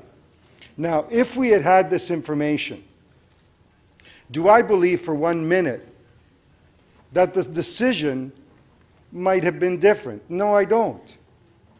And I'll tell you why. Because the decision that we have made several times now has been a purely political decision. We all get that. We all understand that. Because, I don't know, you have to be like really, really, I don't want to use that word, okay. Let's just say you really, really have to be asleep in this place to sit here and listen to our staff over and over and over and over and over again say to us that there were better transit options to serve the people of Scarborough, to serve bigger numbers of people in Scarborough. I get it. But we bought into this bumper sticker slogan some years back that it's subway, subway, subways, subways all the time. Okay. So you go out there and you convince a public that it should be subway, subway, subway all the time. So what do? You deliver a project that's going to cost you billions, untold billions of dollars, because we don't know what that cost is. It starts somewhere around 3 or 4, runs up to 6 or 7. It'll probably be even a little higher than that. And what are you getting for it? You're getting a one-stop subway extension. You're getting an underground bus terminal is really what you're getting. If I was the councillor for that underground bus terminal, I'd be here saying, that's crazy. That's absolutely crazy. And I didn't vote for it. No, I did not vote for an underground bus terminal.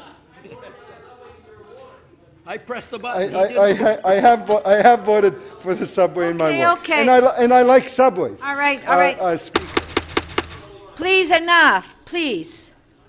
We've got councillors screaming from the other side of the chamber. It's like, what's going on? Yeah. Too much chocolate. Yeah, Speaker. Just to basically pick up where I left off. If I was the councillor for the Scarborough Town Centre, and you decided that you were going to build an underground bus terminal in the center of my ward in the way that you're doing it, I'd probably be fighting you on it. And I would be asking you to do and to build something that made sense and served the people of my ward and the people of my region, Scarborough. There are lots of better options to do that. We all know that. Because we've all sat here through all the information that our staff has provided us time and time again. Now what we need to do is we need to do a one-stop Scarborough subway to serve. Councillor Perruzza, you're not talking on what we have before us. We have the Auditor I'm talking on the same thing you allowed Councillor de Bearmaker, Councillor Perks, we're not here to discuss and several the others subway. to talk about. We're not here to vote on the subway. We're here to vote on the report from the Auditor General. We're here to talk about basically a report that says that some information didn't quite make it here to council, should have made it to council. Was there anything inappropriate in that? And what that information is about. But it's nothing to do with the vote on the subway. No, it's about, I don't know, it's about Okay, the discrepancies. Thank you, your time's up. Thank you. Councillor Shiner. Thanks a lot, Speaker. Oh, you're welcome. Point of order, point of order, point of order. Might I add another thing? The Speaker's... No. Speaker? No, Councillor Bruce, I'm sorry. Point of order, Speaker.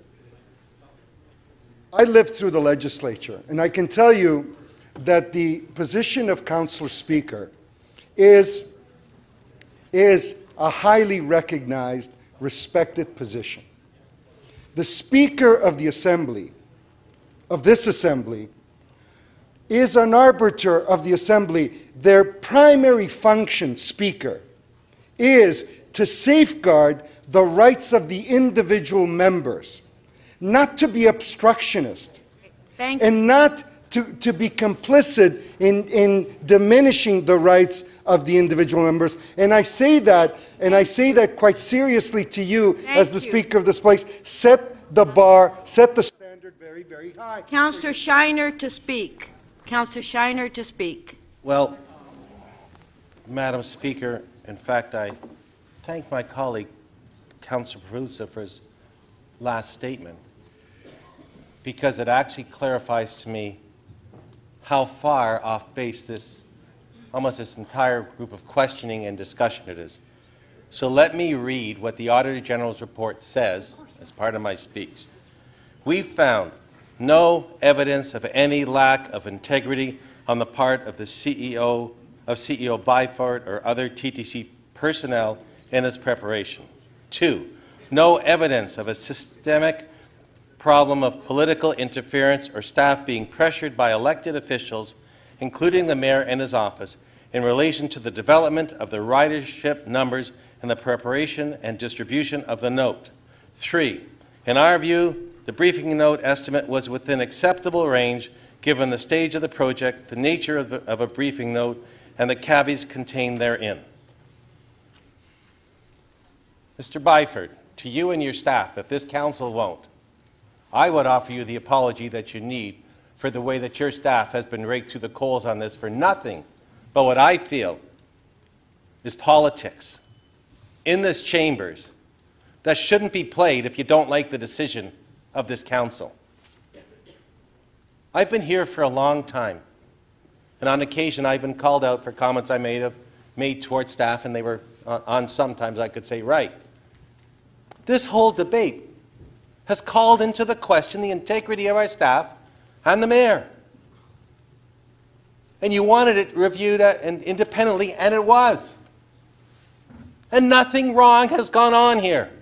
This isn't a debate about the Shepherd subway or where you can have a parking lot or my colleague can have a parking lot or where you should or shouldn't build one. Is the process and was the process right and fair? Was there political interference? There wasn't.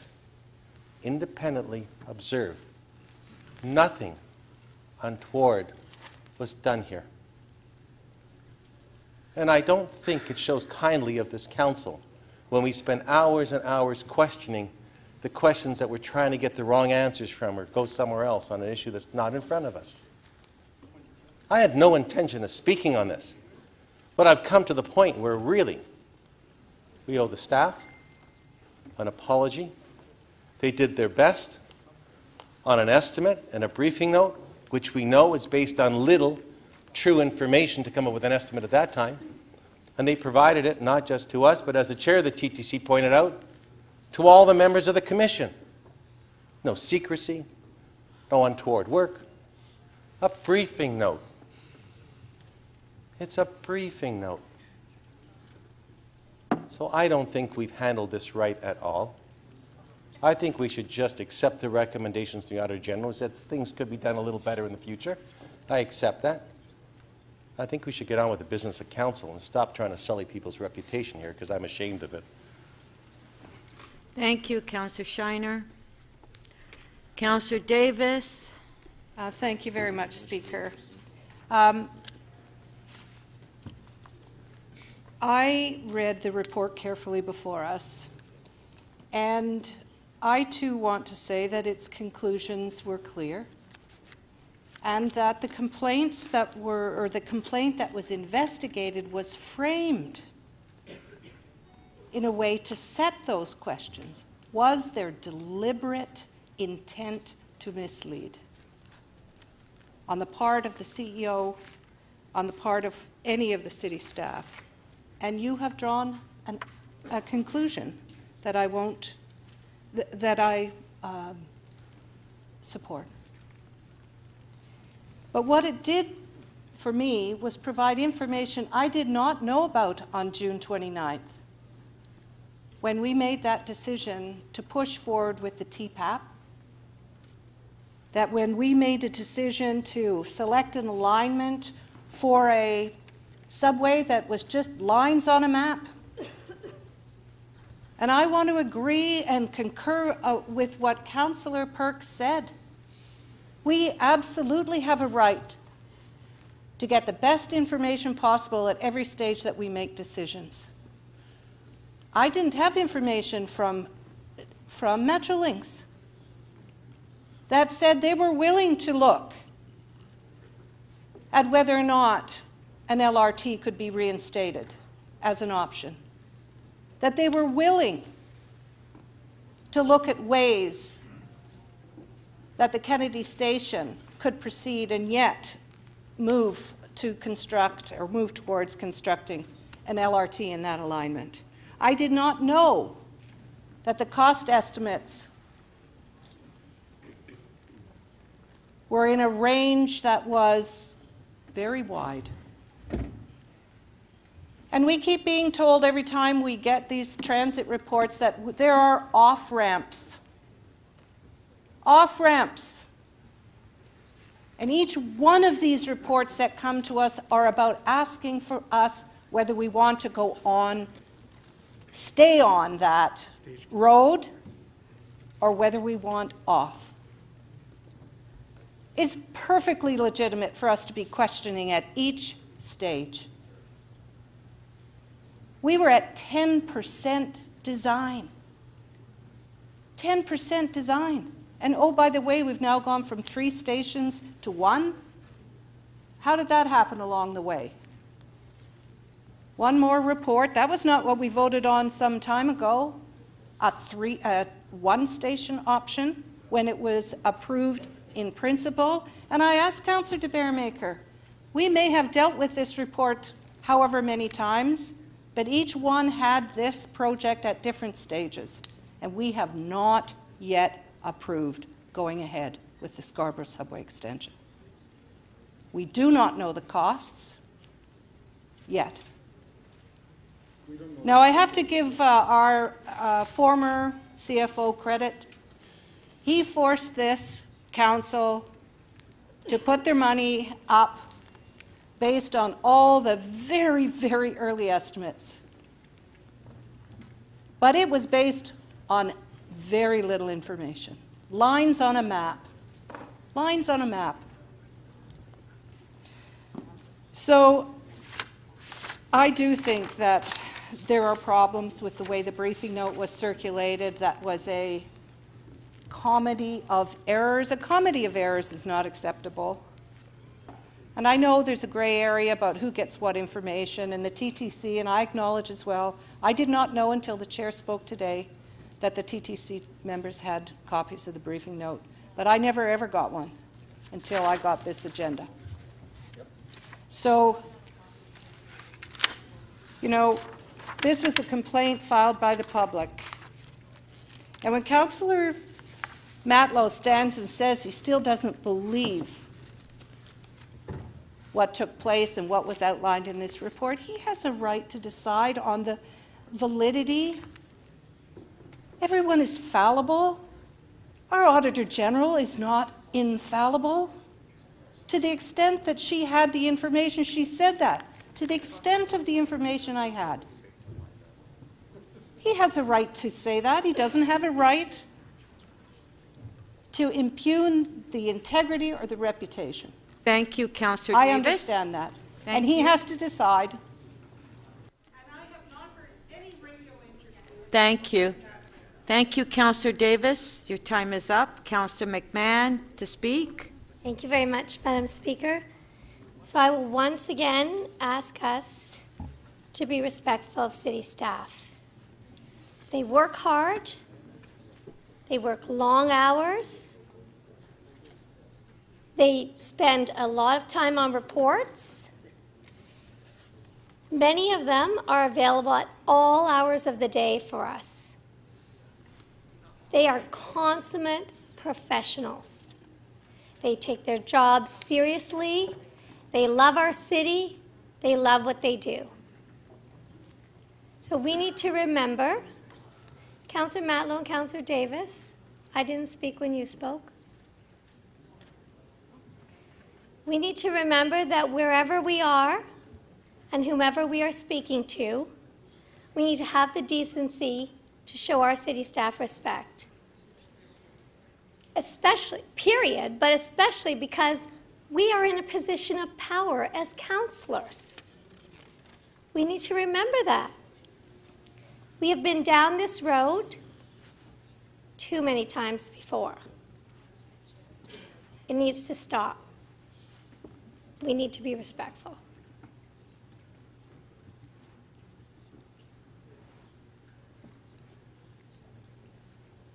Thank you, Councillor McMahon. Councillor Cole to speak. Thank you, Madam Speaker. We should just slot in a monthly time slot for the Scarborough Subway debate at every single council meeting, the way this is going. And to that end, if at the last time we debated this, when this briefing note was brought before us or became an issue, if TTC staff did not turn their minds to providing the answers to the questions that would be very reasonably asked as to whether cost or logistics have changed about the SRT, I would have been embarrassed that they would not have had the foresight to think that that question, considering that we debate this on, at least on an annual basis, that question would be asked of them. And while I would like it that Metrolinx would ever sit in this chamber, in fact, we've invited them to a TTC board meeting for about a year straight that they haven't taken us up on, TTC staff was going to be the person who had to answer all these questions, like they had been in every other instance when we discussed this issue. And so I think it is entirely appropriate. They would have been shirking their responsibilities if they had not turned their mind to that and given some thought to what those implications might be. And so in that instance, they generated a briefing note that was distributed to me, my office, which I immediately distributed to the commissioners I mentioned, Commissioner Mahevic, de Bearmaker, Carroll, all of them had it immediately that day. No secret, it's there in their hands, they have it, can do whatever they want with it. They can share it with councillors, they can share it with the media. But they had that information, as they should have, and again, as TTC staff should have been prepared, and I'm glad that they thought to suggest they should have that information on hand for the inevitable question that would come that day. If they hadn't, I would be embarrassed. I think it's also important to note that they did make efforts to reach out to Metrolinx in preparation of that briefing note. Those efforts were made on several occasions. They did do that on several occasions. Now, I can speak to just one last note on briefing notes. I do appreciate the Auditor General's recommendations on briefing notes in the policy. I certainly haven't received a briefing note since from TTC staff because of this result. I don't know if it's standard practice to previous chairs of the TTC or ABCs or committee chairs to receive briefings or briefing notes on matters. I suspect it has been for many, many years in this chamber, this building. That's now stopped. I don't get those anymore, largely because of this. But I'm glad that the Auditor General has given us some recommendations. Hopefully that staff and chairs and councillors can be well briefed and prepared for debates. But despite my suggestions of what TTC staff should or shouldn't have done, me noting that, in fact, the briefing note was distributed immediately to all commissioners, I should just use the words of the Auditor General. No evidence or any lack of integrity on the part of CEO Byford or other TTC personnel in its preparation was found. No evidence of a systematic problem of political interference or staff being pressured by elected officials, including the mayor and his office, in relation to the development of the ridership numbers and the preparation of the distribution of the note was found. We found no indication that ridership forecast numbers were manipulated. Keysmat advises there was no politicization of herself or the planning division staff to adjust the ridership numbers. We found no evidence of staff trying to mislead council. During our review, we analyzed thousands of pages of emails, reports, and interviews. The preparation of the briefing note appears to be consistent with staff operating in a neutral and normal manner. We saw no evidence of any request to change the content of the briefing note by a member of council or their staff, or any attempt to provide misleading information. Had we found evidence that a member of council tried to interfere with staff's professional obligations and duties, the Auditor General would have referred the matter to the Integrity Commissioner. No such evidence was found. No referral has been made.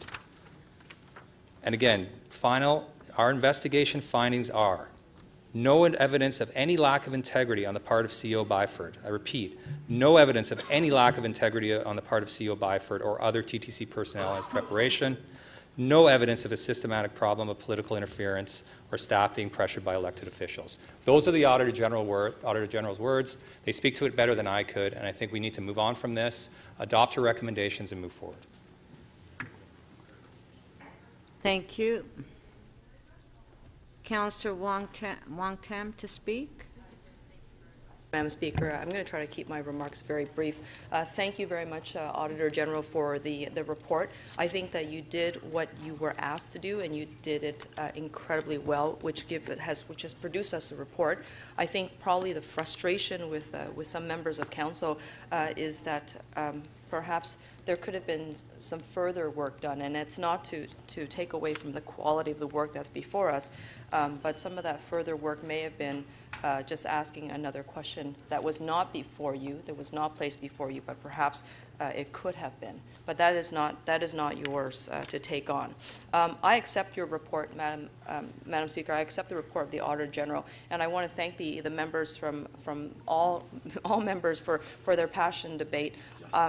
In some ways, I see that a lot of the remarks have quoted directly from the report itself.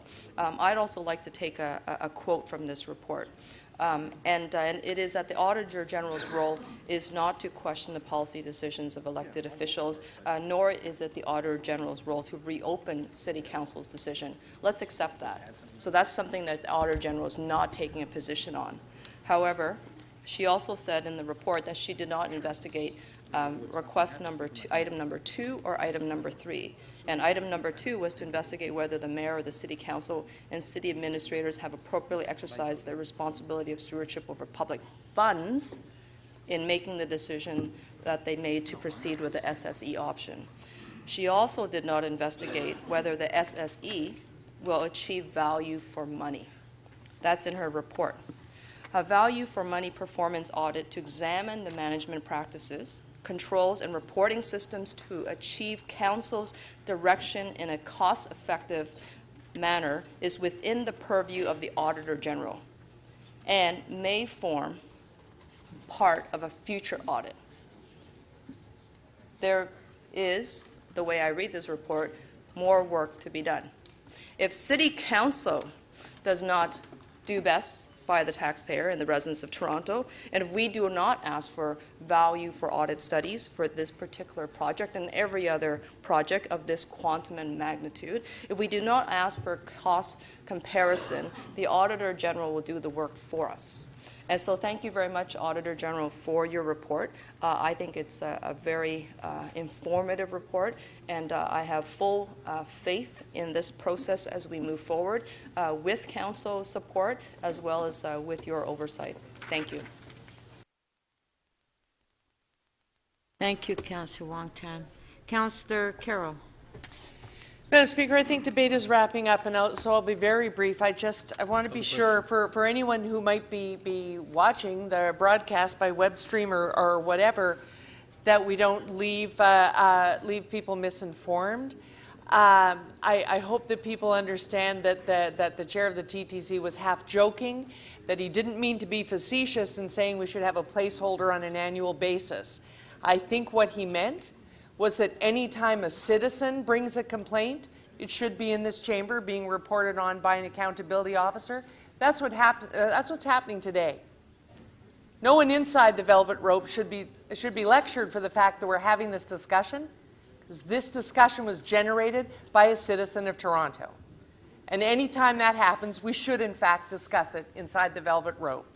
And the other times we should discuss it inside this chamber, not annually, but every time we get to another stage gate. It should be discussed here, will be discussed here. And so we should not mislead the public to believe that by making sanctimonious or any other types of tones of speeches today, we won't ever discuss it again. We will discuss it in each of the procedural opportunities it needs to be discussed, and every time a citizen raises a complaint. Thank you, Madam Speaker. Thank you.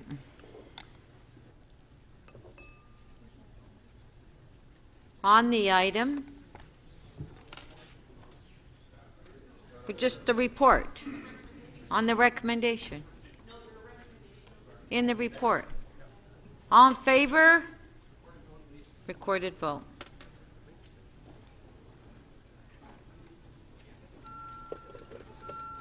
We're voting on the recommendations in the report from the Auditor General.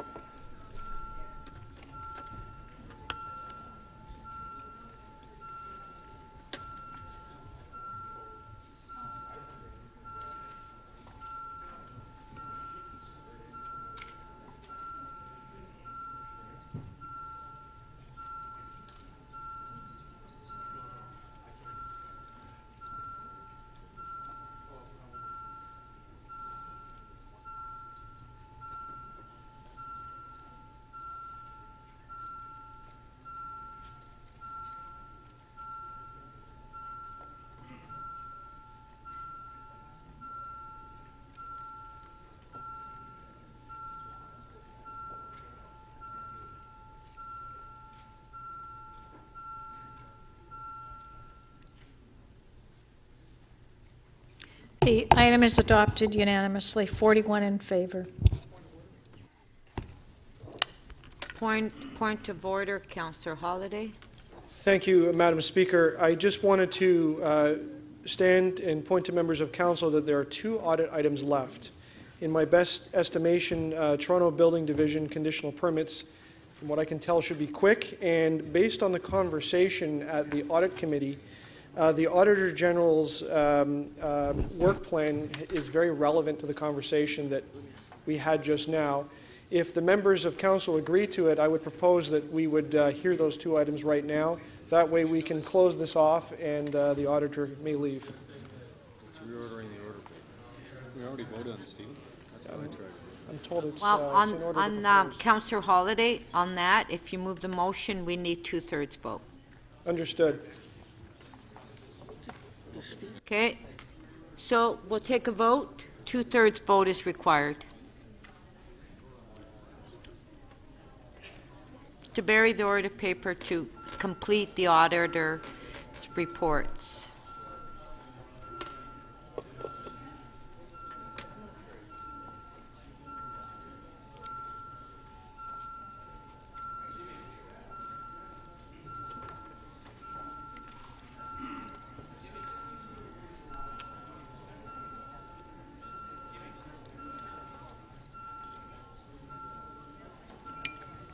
Councillor Burnside, please. Councillor Davis, please. Councillor Shiner. Councillor McMahon, please.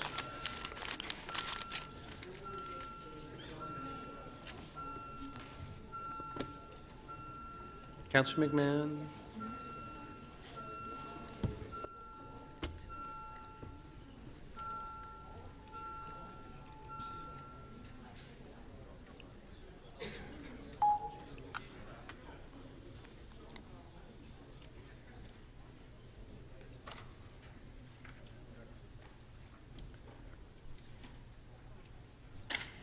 The motion to amend the order paper does not carry. The vote is 22 to 18. The required 2/3 majority has not been achieved. Okay.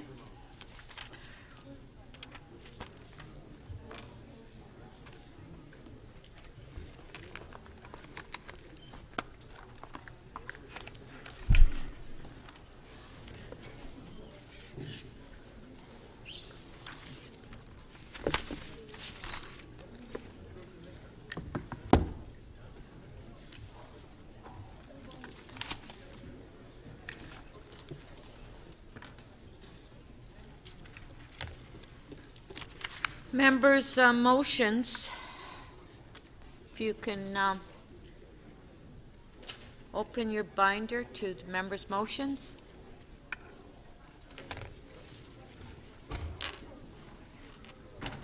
MM 34.1. Notice if this motion has been given, this motion is subject to referral to the Toronto and East York Community Council. A 2/3 vote is required to waive referral. This motion relates to a Toronto local appeal body hearing and has been deemed urgent. All in favor of waiving referral? Carried. On. Okay, recorded vote on the item.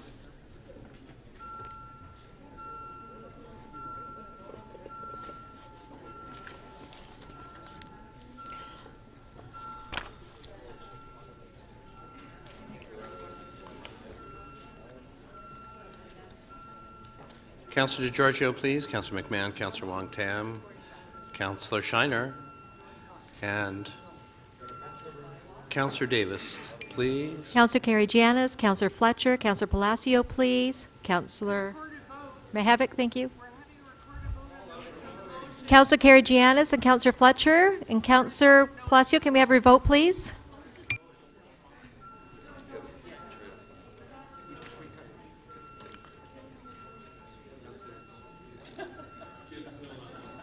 Councillor Palacio, could we have your vote, please? I just want to remind members of council that we are in the middle of a vote. Councillor Mammoliti, could we have your vote too, please?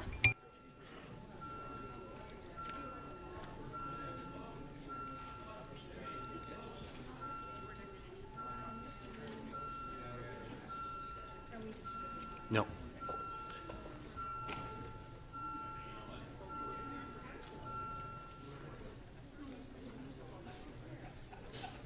The motion carries unanimously, 39 in favor. MM 34.2. Notice of this motion. No, that was the item. MM 34.2. Notice of this motion has been given. This motion is subject to referral to the Planning and Growth Management Committee. A 2/3 vote is required to waive referral. All in favor of waiving referral? On the item, recorded vote.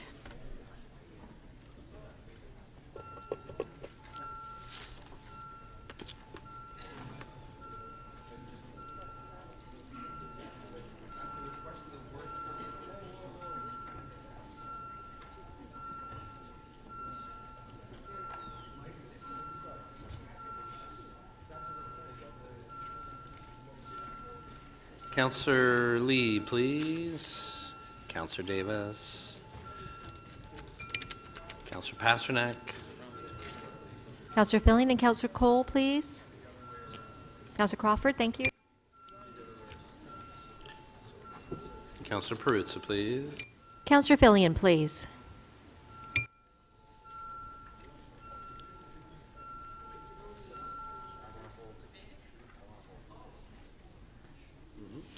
The item is adopted 38 to 1. No, this was on the item, Councillor Perks. MM 34.3. Notice if this motion has been given, this motion is subject to referral to the Executive Committee. A 2/3 vote is required to waive referral. All in favor of waiving referral? Carried. On the item? Hold.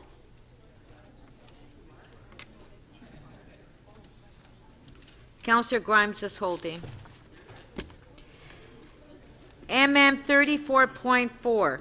Notice if this motion has been given, this motion is subject to referral to the Toronto and East York Community Council.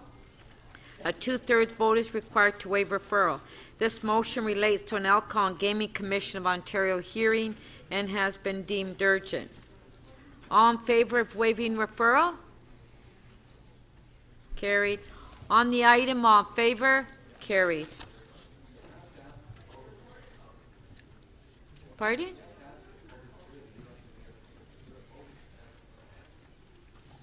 Councillor Shiner, I'm sorry, I can't hear you. Sorry. Sorry. Madam Speaker, I appreciate you trying to move things along, but you go all in favor. and you don't ask if anybody's opposed. So even if we wanted to put our hand up opposed, there's no opportunity to do so. So if you could ask both questions, it would really be appreciated. And then you have to count them. All in favor? Opposed? I didn't, 0 opposed. MM 34.5. Notice of this motion has been given.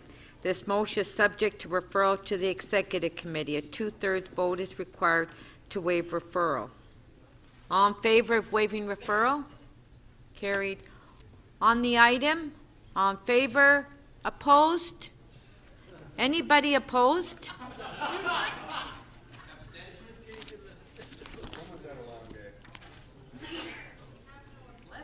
MM 34.6. Notice of this motion has been given. This motion is subject to a reopening of the item SC 20.9. A 2/3 vote is required to reopen that item. If reopened, the previous council decision remains in force unless council decides otherwise.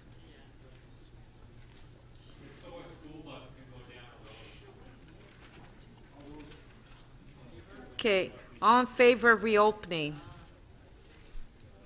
Opposed? Okay, carried. Now, on the item, all in favor? Opposed? Carried. MM 34.7. Notice of this motion has been given. This motion is subject to referral to the Toronto and East York Community Council. A 2/3 vote is required to waive referral. All in favor of waiving referral? Carried. Opposed? On the item, all in favor? Opposed? Carried.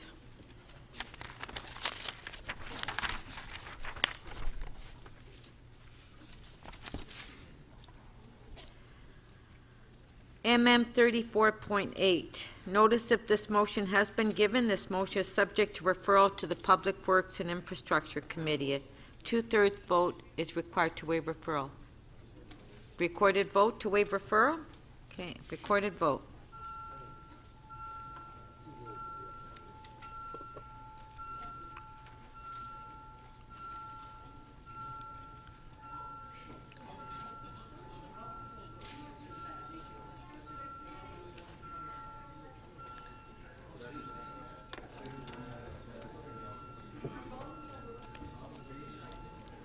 Councillor Karygiannis, please. Councillor Carroll. Councillor Bylaw, please.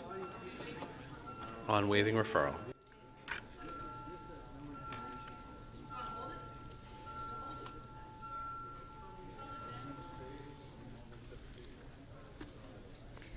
The motion to waive referral carries 31-10. Okay.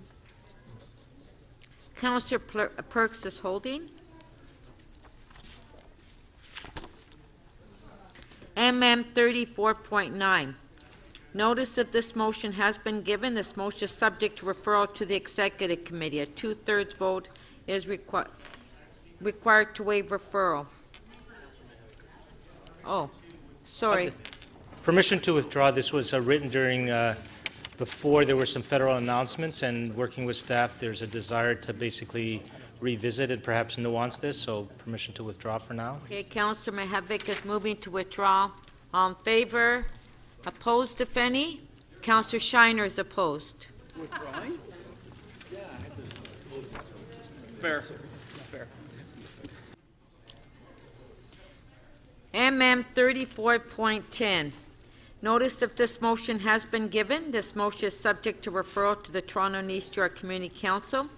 A 2/3 vote is required to waive referral. This motion relates to a Toronto local appeal body hearing and has been deemed urgent. All in favor of waiving referral? Carried. On the item, all in favor? Carried. Councillor Carroll is opposed.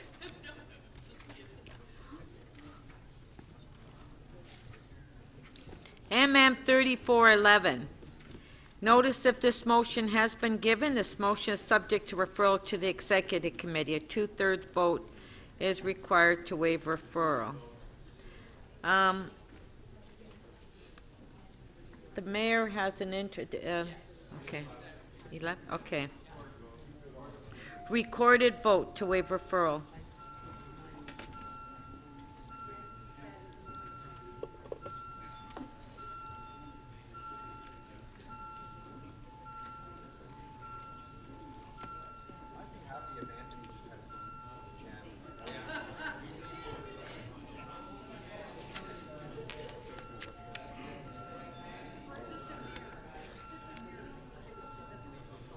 Councillor Mihevc, please. Councillor Cole. Councillor Palacio, please. Councillor Mallow, please. Councillor Karagianis, please.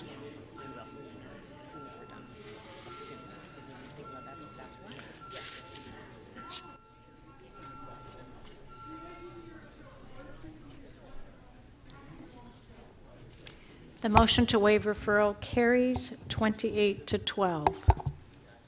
On the item, recorded. Pardon? Oh, you want to hold? Okay. Councillor Perruzza wants to hold.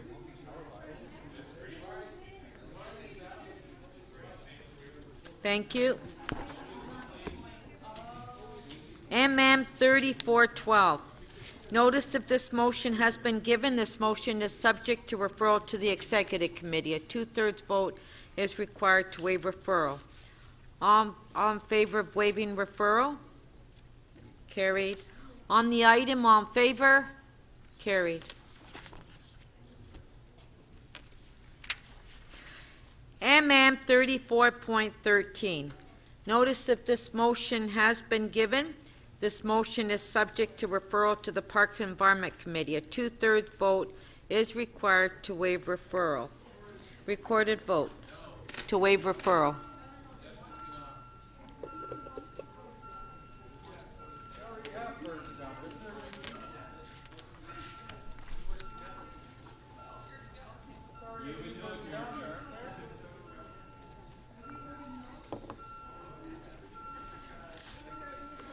Councillor Bailao, please. Councillor Perruzza. Councillor Fagadakis, please.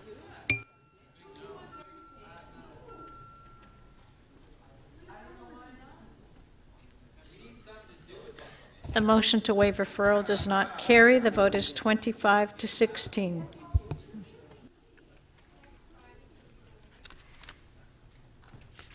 MM 34.14. Notice if this motion has been given, this motion is subject to referral to the Executive Committee. A 2/3 vote is required to waive referral. All in favor of waiving referral? Carried. On the item, all in favor? Carried. MM 34.15. Notice if this motion has been given. This motion is subject to referral to the Executive Committee. Executive Committee, Community Council, a 2/3 vote is required to waive referral.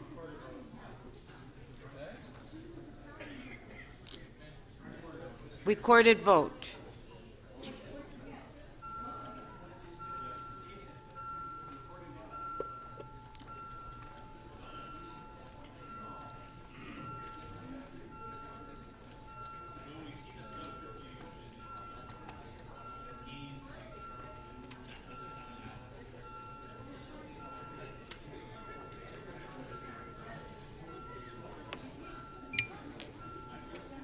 Councillor Fillion, please.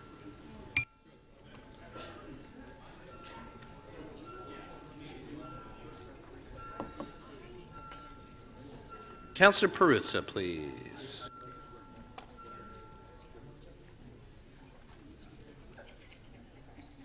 The motion to waive referral carries 40 to 1.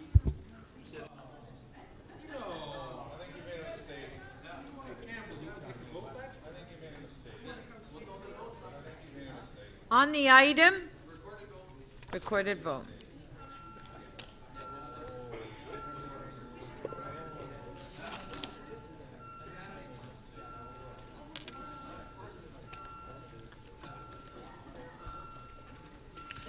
Councillor Perruzza, Councillor DeGiorgio, Councillor McMahon, Councillor Shiner, Councillor Davis. Councillor Fillion, please.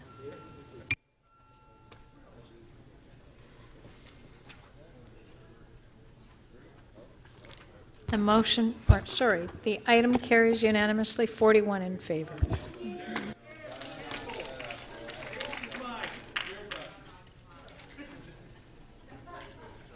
MM 34.16. Notice if this motion has been given, this motion is subject to referral to the Executive Committee. A 2/3 vote is required to waive referral. All in favor of waiving referral? Carried. On the item, on favor? Is anybody opposed? MM 34.17. Notice if this motion has been given, this motion is subject to referral to the Executive Committee. A 2/3 vote is required to waive referral. All in favor of waiving referral? On the item, all in favor? Recorded? Okay.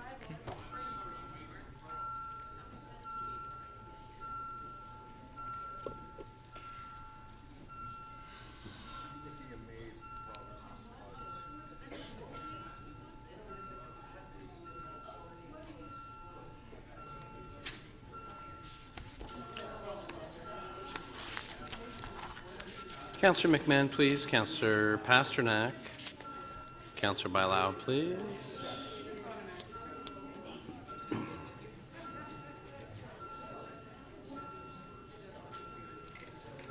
Councillor Pasternak, please, and Councillor Bylaw.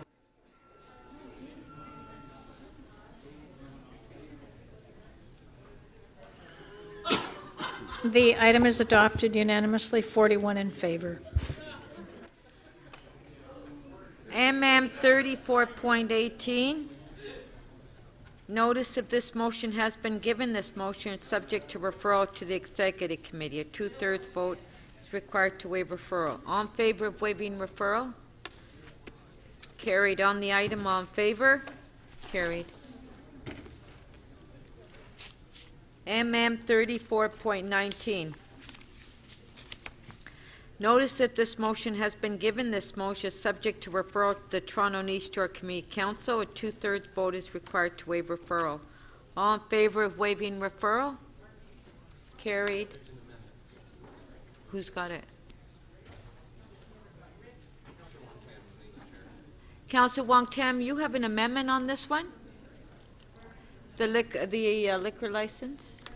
Yes, I do, Madam Speaker, and the amendment is actually on the screen. It's just to add one more event, the Toronto Argonauts tailgate playoff games, and the rest of it you can, and you're all invited. So the rest of it you can read. Drinks Thank on you. Mark. Okay, so on the amendment by Councillor Wong Tam, on favor, carried. On the item, on favor, carried. Thank you. MM 34.20.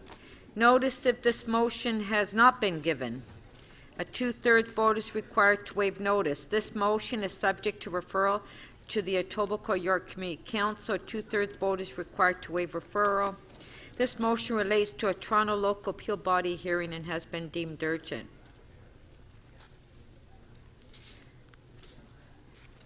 Okay, all in favor of waiving notice? Carried. All in favor of waiving referral? Carried. On the item? Recorded.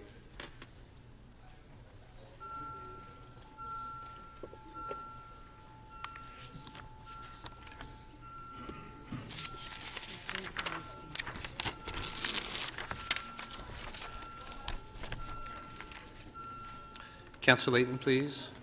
Councillor Wong Tam and Councillor DeGiorgio, please.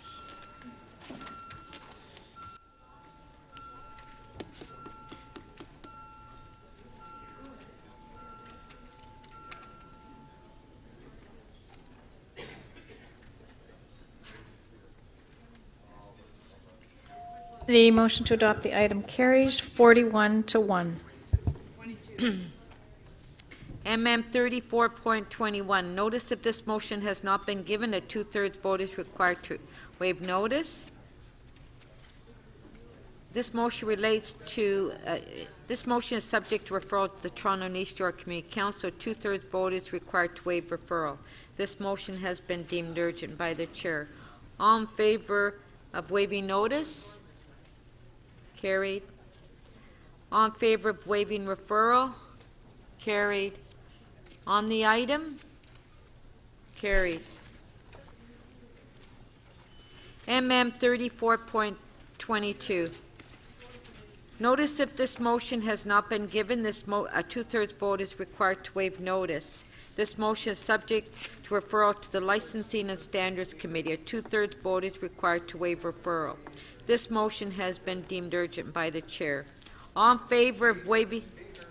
Yes, Councillor Perks? Or, Yes.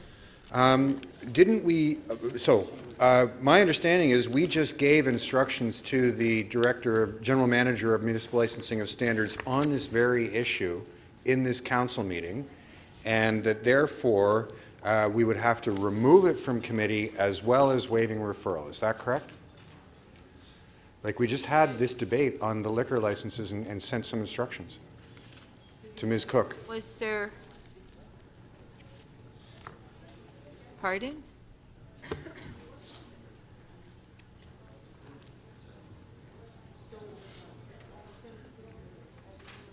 I'm sorry, I can't hear you. Okay, so the staff don't believe so, but the best thing to do is stand this down until they're able to And then I'll check with them. And then bring Okay. it back? Thank you, Speaker. Thank you very much. Okay, so we want to stand it down? Please. Yeah, okay. It'll let me read it, that's all. Damn it. MM 3423.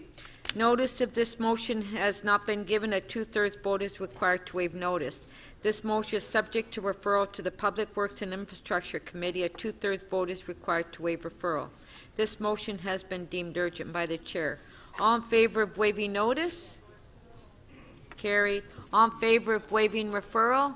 Carried. Opposed? You're opposed? Oh, okay. Once we refer. Okay, so Councillor Shiner, you would like to hold the item down? Okay.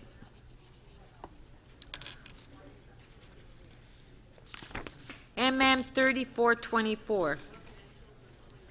Notice if this motion has not been given, a two-thirds vote is required to waive referral. This motion is subject to referral to the Striking Committee. A two-thirds vote is required to waive referral. This motion has been deemed urgent by the chair. All in favor of waiving notice? Carried. All in favor of waiving referral? Carried. On the item, all in favor? Carried. Any opposed?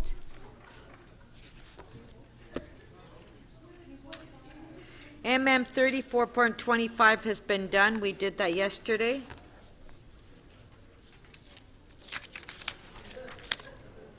MM 34.26, notice if this motion has been deemed urgent by the chair. This motion not subject to a vote to waive referral.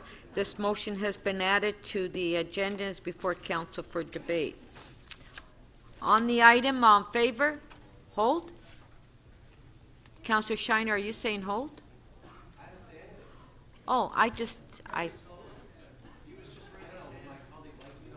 Oh, okay. No, I just seen you look up and you were ready to say something, so I thought you were going to say it.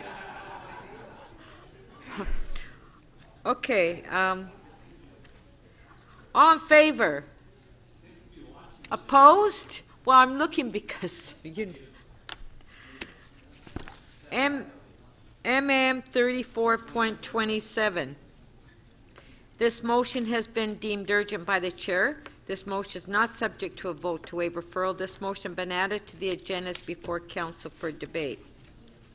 All in favor of the item? Carried. MM 3428, this motion has been added, this motion has been deemed urgent by the chair. This motion is not subject to a vote to waive referral. This motion has been added to the agendas before council for debate. Recorded? Okay.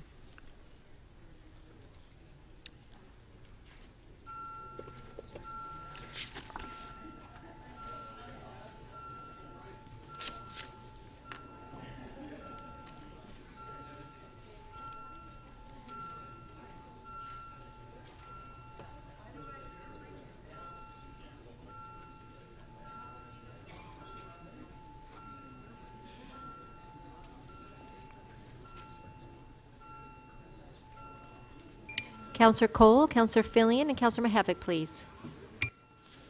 Councillor Kelly and Councillor Karagianis, please. Councillor Layton. Councillor...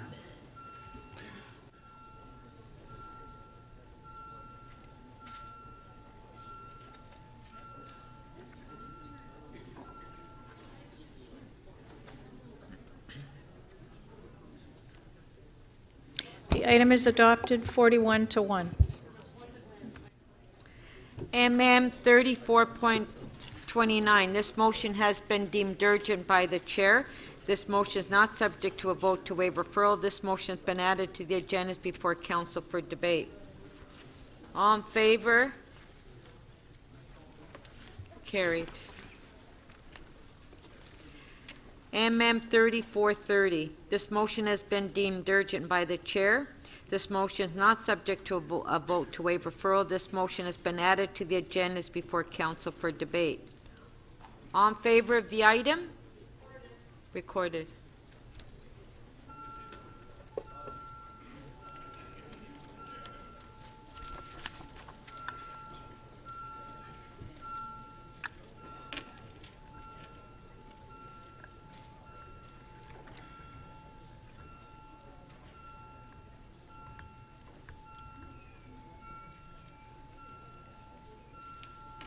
Councillor DeBarramaker and Councillor Mihevc, please, and Councillor Robinson, please. Councillor Perruzza, thank you. Councillor Wong-Tam, please. Councillor Karagianis.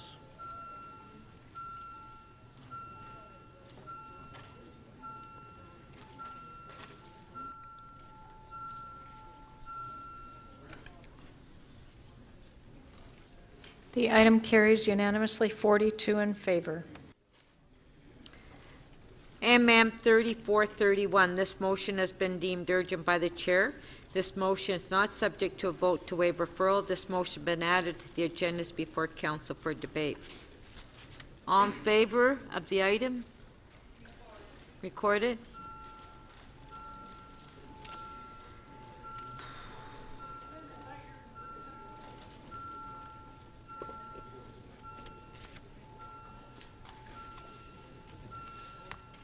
Councillor Karagianis, please. Councillor Pasternak.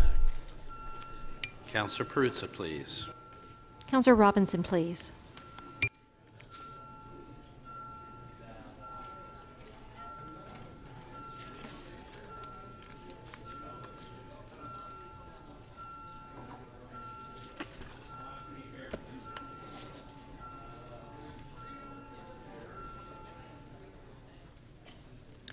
The item is adopted unanimously 42 in favor. MM 3432.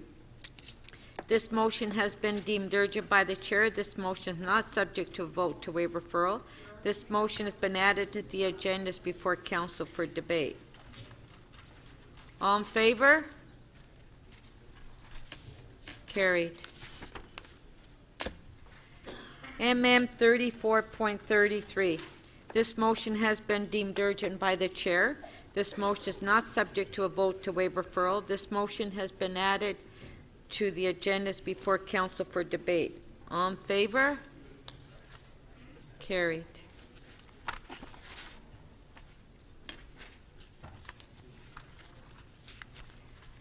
MM 3434. This motion has been deemed urgent by the chair. This motion is not subject to a vote to waive referral. This motion has been added to the agendas before council for debate. Recorded.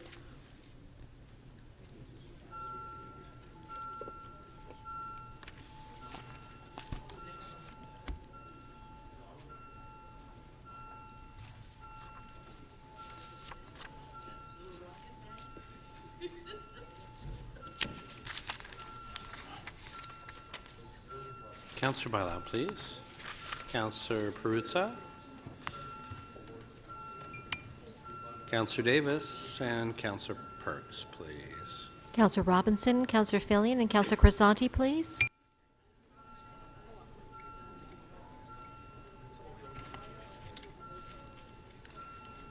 Councillor Perks.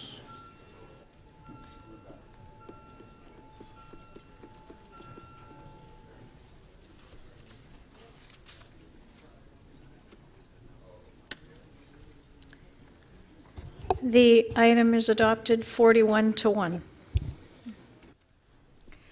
MM 3435. This motion has been deemed urgent by the chair. This motion is not subject to a vote to waive referral. This motion has been added to the agendas before council for debate. All in favor?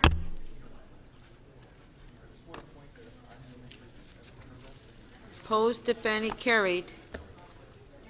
3436. This motion has been deemed urgent by the chair. This motion is not subject to a vote to waive referral. This motion has been added to the agendas before council for debate. All in favor of the item? Carried. Recorded vote.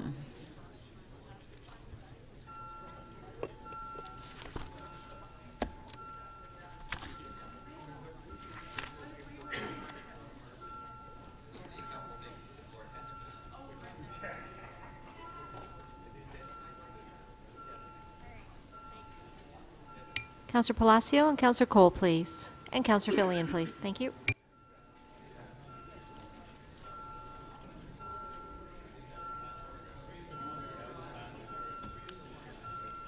Councillor McMahon, please. Councillor Kelly and Councillor Davis.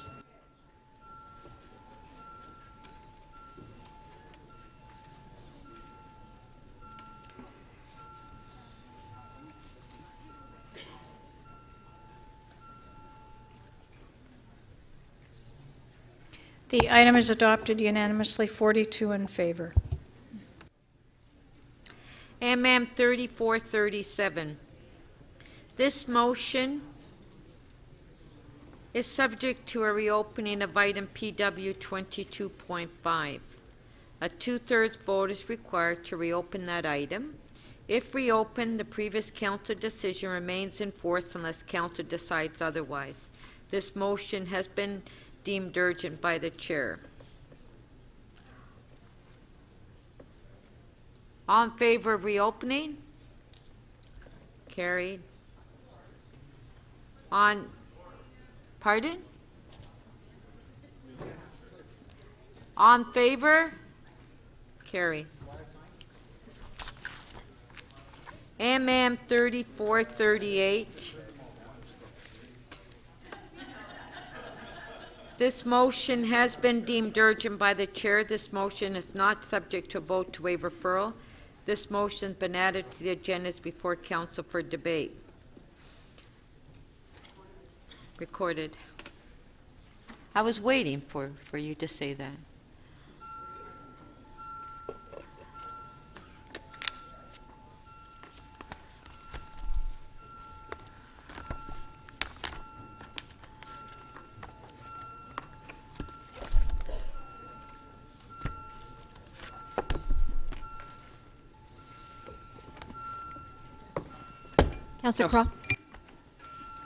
Councillor DiCiano, please.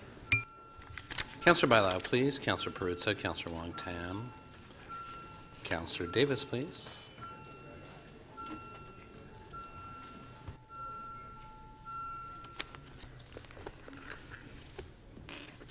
The item is adopted 41 to 1.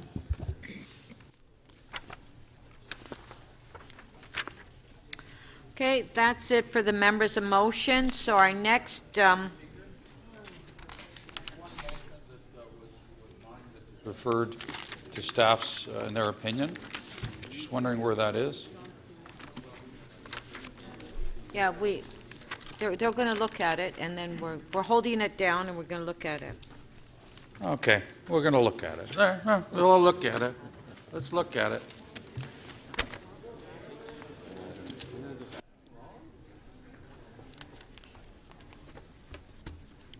Our next item is on page 5, licensing and standard, LS 22.1, the results of the consultation on Chapter 510 holiday shopping.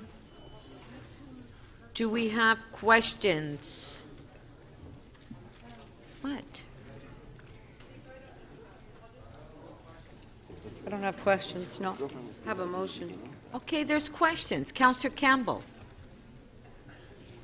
Yes, ma'am. Thank you, Madam Speaker. Question is to staff. Is the staff recommendation essentially to strip away any restrictions on premises that might sell prepared foods in terms of being open on statutory holidays?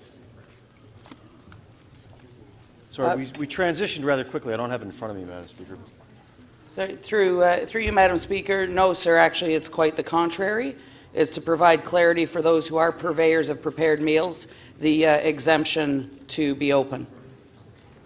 Oh, okay. So that does provide some clarity because I was very unclear about it. So can you elaborate? So if you are a store, for example, a drugstore, you're a 15,000-foot drugstore, and you are selling some prepared foods, such as sandwich wraps, would you then be permitted to be open on statutory holidays? So through you, Madam Speaker, currently the bylaw would not permit that to happen. The recommendation here is for us to create that exemption for prepared meals. So theoretically, yes, the portion of the premises where prepared meals are sold could be opened. So is this going to create a situation then where you have 10 or 15,000 square foot stores that have a refrigerated area and then parts of the store would be roped off? Through you, Madam Speaker, very similarly to the situation we have now, sir, where there are some establishments that fall under a different exemption have to rope off based on square footage. The recommendation from committee that's in before council right now speaks about portion of premises to be permitted to be open, and only the portion of the premises where prepared meals, sorry, that's hard to say, are sold would be permitted to be open. So yes, you could have a 10,000 square foot property that only has open or permitted to have open the area where prepared meals are sold. So there is no definition of prepared meals, correct? Through you, Madam Speaker, that is correct, and that was the substance of the court matter dealing with Longo's. So frozen foods, pizza pockets, what have you, would constitute a prepared meal? Through you, Madam Speaker, no, I don't believe it would. We're looking at a more common language approach to what a prepared meal would be, but you are quite correct that it is not a defined term, and we have not been able to find it as a defined term in any relevant legislation. Could we as City Council stipulate that the prepared foods be prepared on the premises as a condition of being open? So through you, Madam Speaker, certainly these are the types of things that we're going to have to discuss in a more fulsome way. The City of Toronto Act does not permit the city to prohibit sellers of prepared meals. So that is a matter of discussion that we've been having with our Legal Services Department on what a fair, balanced and reasonable definition and application of a prepared meal provision is. Sorry, so I'm not clear on that last statement. So we cannot prohibit somebody with prepared meals from being open, correct? That is correct. That is correct. But prepared meals is not defined. That is correct. Which is kind of a curious twist of the regulation.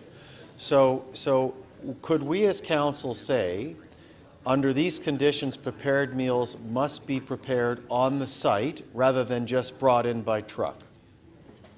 Through you, Madam Speaker, I think that's a matter that we're going to have a more fulsome discussion on with our colleagues in legal services. The concern naturally being that the more restrictive we are, the greater we're subject to challenge in respect to our authority under the City of Toronto Act. But so right now, correct me if I'm wrong, this recommendation is likely to lead to more openings rather than fewer openings on statutory holidays, because anyone selling a sandwich wrap or a cold salad or sandwiches of any kind could be open on a statutory holiday, because those are prepared meals. So through you, Madam Speaker, certainly the manner in which we are applying our interpretation of prepared meals is something that we would need to articulate to the industry to be clear on whether those types of items would fall under our definition of prepared meals. So there's still a bit of work to be done in that respect. Thank you for your answers. Thank you, Madam Deputy Speaker. Thank you, Councillor. One second, please, Councillor Karygiannis. Councillor Davis, are you ready? Oh, Councillor Davis has disappeared from the list. Councillor Burnside, did you want to go next? Why not? Thank you.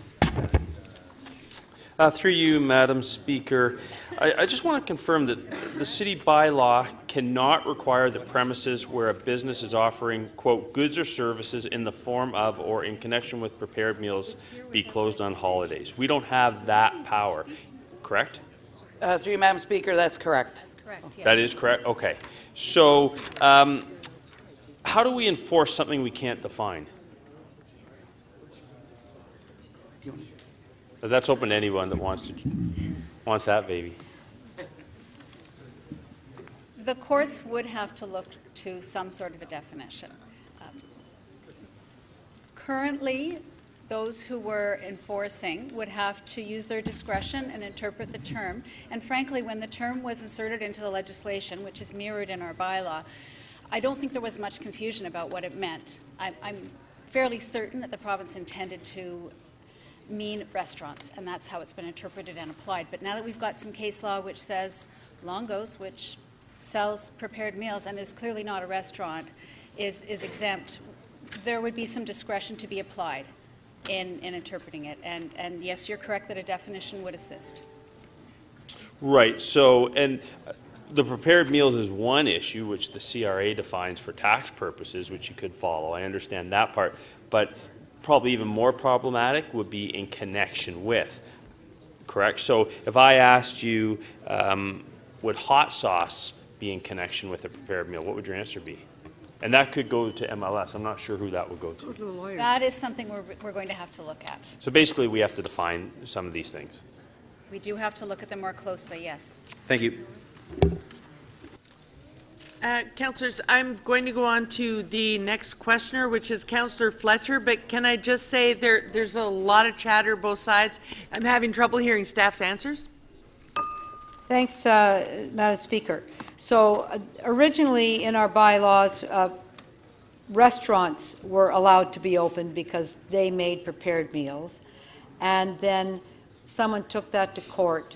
It's in our City of Toronto Act, it's in, correct? That it's prepared meals, and we got taken to court to say prepared meals is more than restaurants. Am I right on that? Yes, and I think in fairness I should add that decades did pass between the insertion of those words in the legislation and our bylaw and the court challenge. And in that time the landscape did change. And so now we have to respond to the fact that we were taken to court and we've lost and prepared meals would remain. Yes. And therefore the committee actually made a recommendation that said only that part of your premise that serves or is connection with prepared meals can stay open. So it was a narrow definition of what could remain open. Would you agree with that? Yes. And that your legal team helped write that for councillor at that time? Yes, they did. But it's your advice now that you think that we should also ask you, should we pass this, to come back with a definition of the prepared meals that you would prepare and bring to council at the next meeting? with MLS, legal would have to consider the meaning of prepared meals in order to enforce. Correct, and that would be before the next big stat holiday, which would be Christmas. And I'd be asking you that council many times has gone on the record, and I think Councillor Campbell and others have been on the record, that we believe that families should have the days off to be with their families, that stat holidays are important holidays, and that's pretty well council's position. Would you agree with that? Councillor Fletcher, Madam City Solicitor, if I can just, there's a lot of chatter. Staff's answers are very hard to hear right now. Maybe it's their microphones, Speaker, and they could be turned up. And I was late in starting your clock, so I didn't stop it just now when I was making that. You're on track now. Certainly anything that we would recommend would be consistent with council's position, and we would be Council's position, yes. which is that we have not supported opening on stat holidays. Over the 3 terms that I've been here, we've never agreed to that. So you would take that into account? Absolutely we would, yes. We would look at the case, and we would look at council's position, and we would recommend something consistent with council's position. Thank you. Thank you, Councillor Fletcher.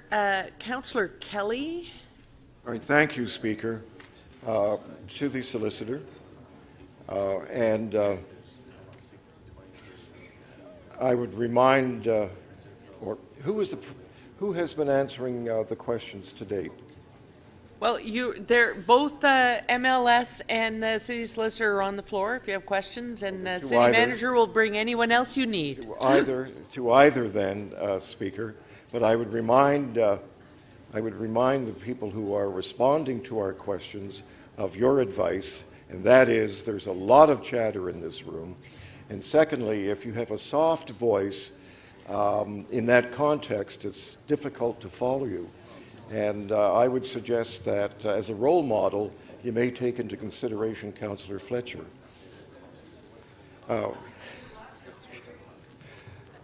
There may be a point of privilege in there, but we're going to overlook it.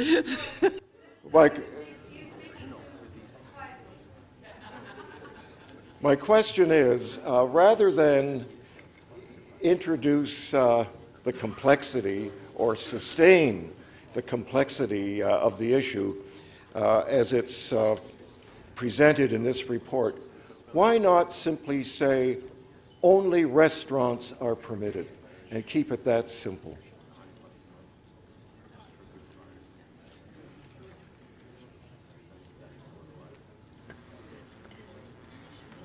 That was how staff were interpreting the term prepared meals until the Longo's court case, and the court has decided that that's not what it means. So through you, Madam Speaker, we actually cannot narrow it to restaurants anymore.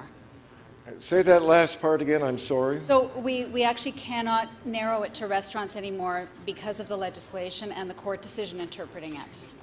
If the you courts want, have told us that. Is there a clearly defined definition of restaurant?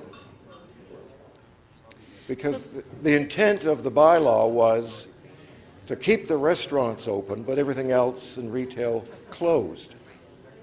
The term restaurant doesn't appear in the statute. The term prepared meals does.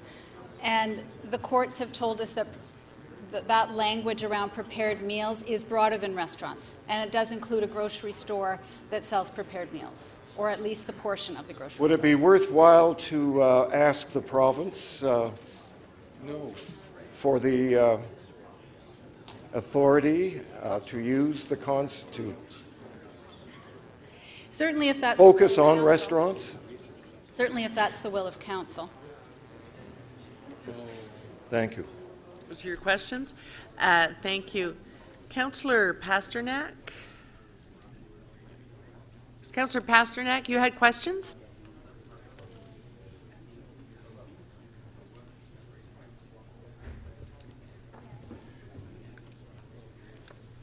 Thank you, Madam Deputy Speaker. It would seem to me that should we liberalize the rules and allow supermarkets with prepared foods to open on holidays, that pretty well every supermarket in the city would be able to open under that umbrella, because prepared food seems to be a staple in almost every supermarket. Would that be a correct conclusion? Through you, Madam Speaker, I think there's a couple of key points in the recommendation that's in front of Council where it speaks to the portion of a premises where the goods or services and related to prepared meals are sold, and no other portion of the premises. So that was clearly articulated, and as was being asked previously, we will be seeking to create what the definition is for prepared meals in a more fulsome way. So I do not expect that that would open the entire grocery store. Arguably, many things would fall in the prepared meals purview and others would not. I wasn't saying the entire store would open. I was saying that almost every supermarket in the city would be eligible under a liberalized definition of what prepared foods are. Sorry, my apologies, I misunderstood. So through you, Madam Speaker, yes, any establishment where they sell prepared meals as to be defined, that portion of that premises would be permitted to be opened. Now, if we do this, a lot of communities and neighborhoods have small, I guess, for lack of a better descriptor, mom and pop prepared food stores. People who came here from foreign countries have started up as a little supermarket who have a combination of, I guess, ethnic foods and prepared foods. Have you studied any impact and whether we could be pushing hundreds of these stores out of business should we liberalize the supermarket industry with prepared foods on holidays? So through you, Madam Speaker, it would be extremely difficult for us to quantify the additional 9 days for the portion of the premises that some stores are open by opening others. I would expect that the competitive landscape would be not dissimilar to what they face Monday through Sunday on a regular week, absent the statutory holiday. So unfortunately, I can't project what those 9 days impact additionally would be on a small purveyor. And similarly, did you study any of the negative effects on the restaurant industry? That instead of people going to restaurants to either eat in or take out, they would then patronize these mega supermarkets with their prepared foods. Again, so through you, Madam Speaker, I'm not aware that we were able to undertake an economic impact analysis of what the additional 9 days would do beyond what is open the balance of the 356 days of the year. Is very difficult to quantify, so my apologies, we have not.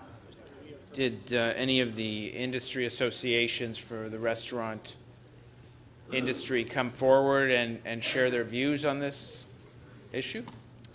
Through you, Madam Speaker, certainly we heard from many of the operators and the associations in the convenience store and independent grocer realm, as well as Tabia.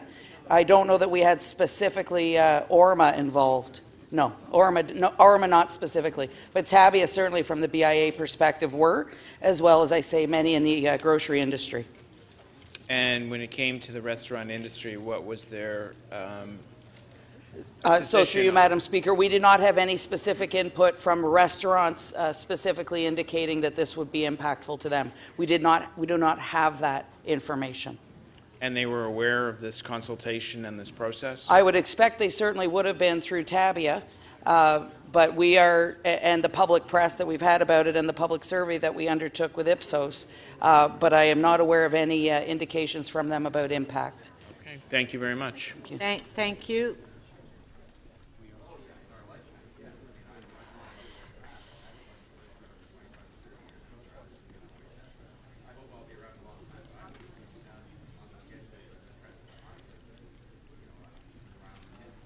Okay, thank you. I just wanted to look around to see if we had quorum.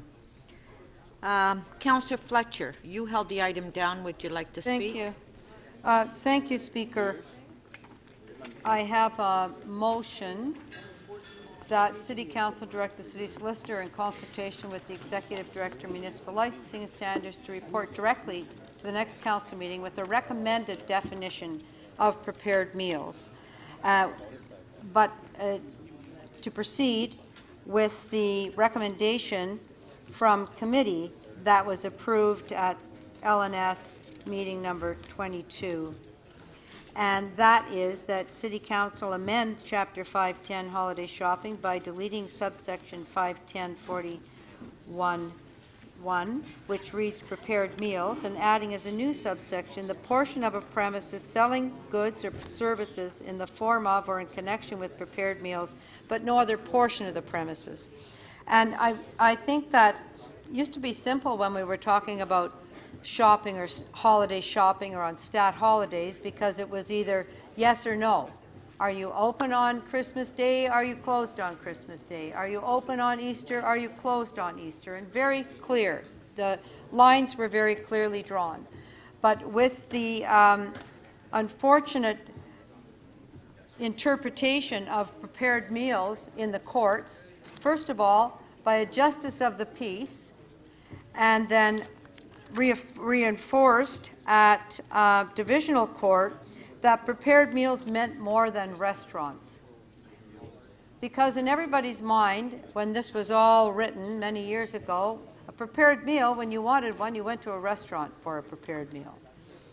And Longo's said, well, you can come in Longo's down the street and we can give you a prepared meal. Therefore, we're keeping the whole store open, even though perhaps the loaf of bread, nobody put a sandwich together, it's just there, and all of the other goods in that store.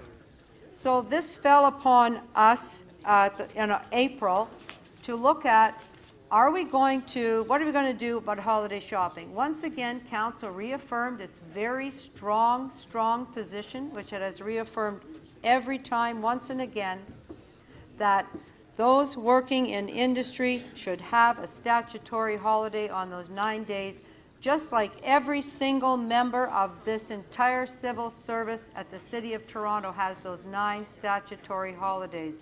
Why should others be forced to work? So many members who came to speak to us, we had many deputations in April, many deputations again in October that said, for us, those days, that's our holiday time. That's the only time I get to really sit down with my family. Some people said, I'm not really religious, but those are my days with my family. And they're very important to me, and I don't want to be forced to work. We also heard about people, someone would say, well, you can just say no. And we had people tell us, well, when I said no, I ended up with all the bad shifts after that. Because once somebody says they want you, and you say to your manager, well, I'm not going to, then you're now at the bottom of the heap as far as good shifts are concerned. And I have to believe them because so many people said that. So I want to respect the people that came to see us and tell us how important their families are, tell us how important their grandchildren are, tell us how important it is to spend a little bit of time with their kids in our very, very, very busy lives, and to have that dinner together. And so this motion that Councillor Karygiannis moved at committee restricted the amount of the store that could be open with prepared meals to make it as narrow as possible. The staff have now said, well, we better tell you what prepared meals are, because if it goes to court, we want you to have thought about that. So that motion is being placed here today, and that would come back on the 6th of December. So I urge you to support the committee recommendation, support people that want to be with their holidays, that we restrict the prepared meals section from being the entire store, because a few things happen to be sold that you can eat immediately, ready to eat, and have been prepared for you to eat there or to take home. And then to ask our great city solicitor to come back with that definition, which we can pass in December. Thank you. We do have questions for you. Oh, yes. Thank you. Councillor Karygiannis. Thank you, Madam Chair. Through you to Councillor Fletcher. So just to be clear, your motion, besides moving the motion that has come from committee, you're asking the city solicitor, in consultation with staff, to define what is a prepared meal, correct? And to bring that back for this council.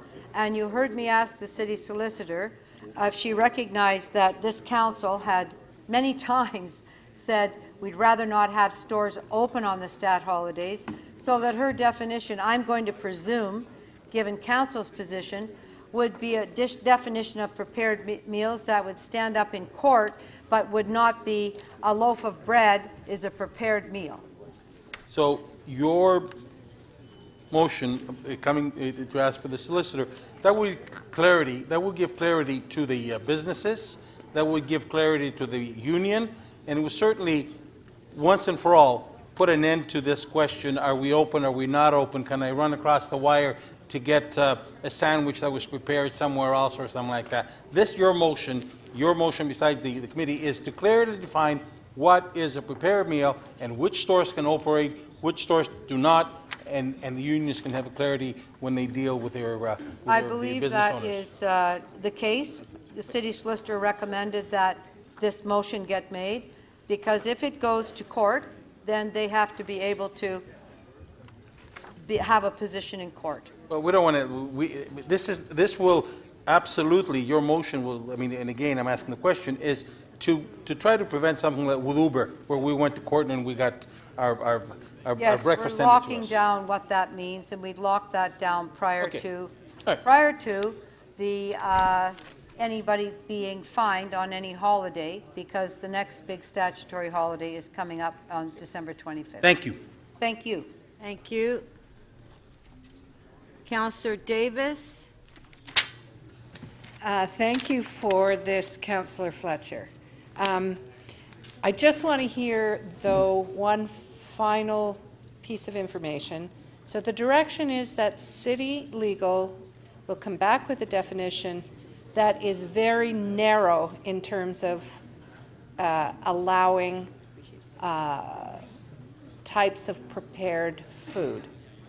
That was the question that I asked the city solicitor. When bringing back your definition of prepared foods, will you be taking into account the fact that council over and over and over again has taken the position we would rather not have any businesses open on statutory holidays that aren't restaurants, and she indicated she would have to do that. That is council's direction, position. So I'm presuming that she will bring back something that fits that mold of city council direction time and again. Okay, a narrow definition. A narrow definition. It's Okay. not everything in the store because you can take it home and prepare it, and something that is defensible in court. And I'm sure if you have any ideas, Councillor, because you're very good at drafting things, you'll make that known to the city solicitor. Thank you. Thank you. Councillor Palacio to speak. Thank you, Madam Speaker. I do support the recommendations of the committee, and also I support the motion put forward by Councillor Fletcher. I think that through the deputations that we had back in April as well as in October, we had a number of deputants that have spoke loud and clear. So there is no doubt that there are different points of view, different interests, and that have been expressed. On one hand, we do have the majority of stakeholders, and especially those within the working force, that they don't want any change whatsoever to the bylaw. And I'm referring mainly to the grocery store workers who have major concerns as it relates to the lack of child care service as well as reliable public transit during those 9 statutory holidays if they were to work. So that's a concern that it makes so much sense. For example, if they were asked to work on Christmas Day or any other holiday like that we have throughout the 9 statutory holidays that we have: Good Friday, Easter Sunday, Victoria Day, Canada Day, Labor Day, and so on.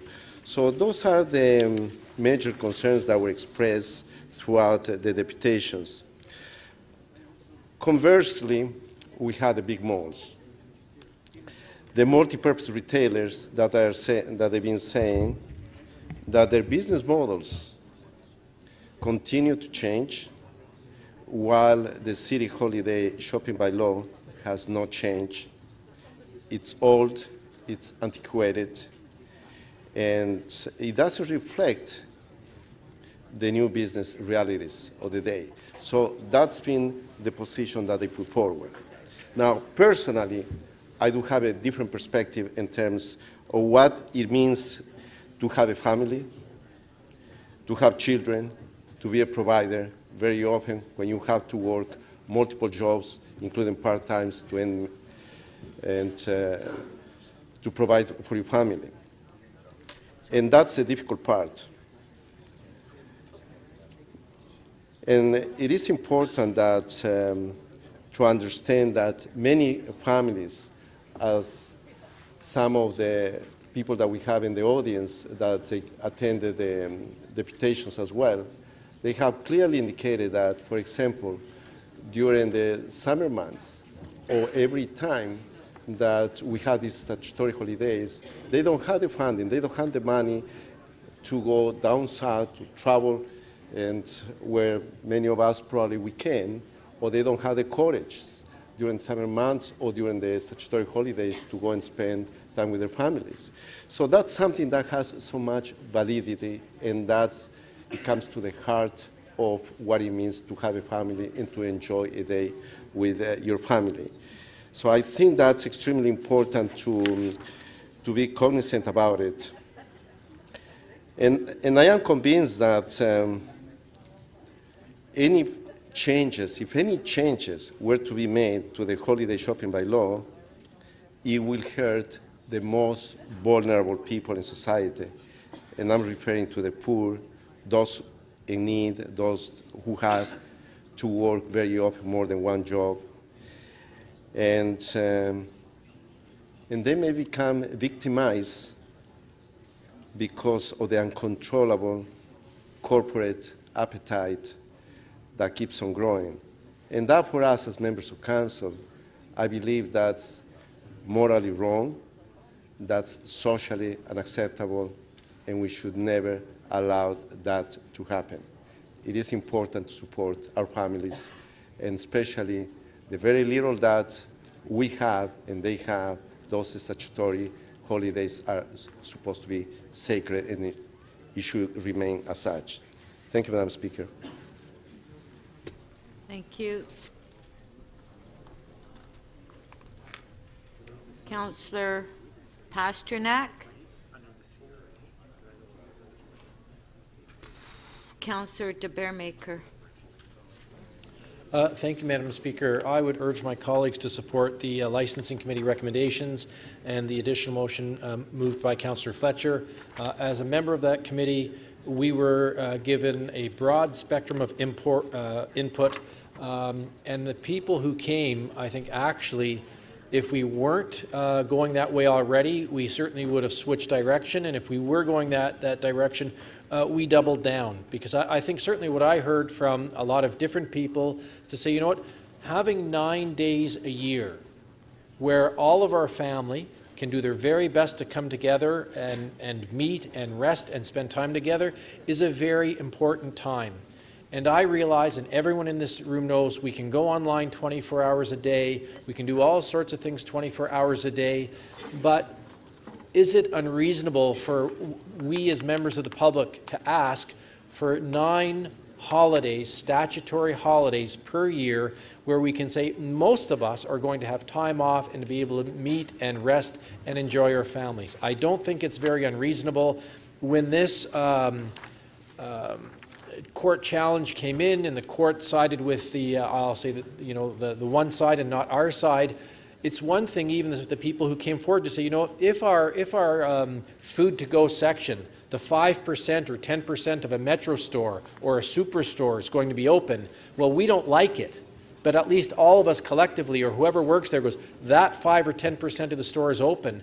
But to say now to all of the public and to all of the workers, well, if you want to go into the store because it's preparing foods, you can buy some flowers, you can buy some shoe polish, you can buy a mop, you can get your laundry detergent, you can visit the pharmacy, you can do anything you want. You can buy a box of raisins.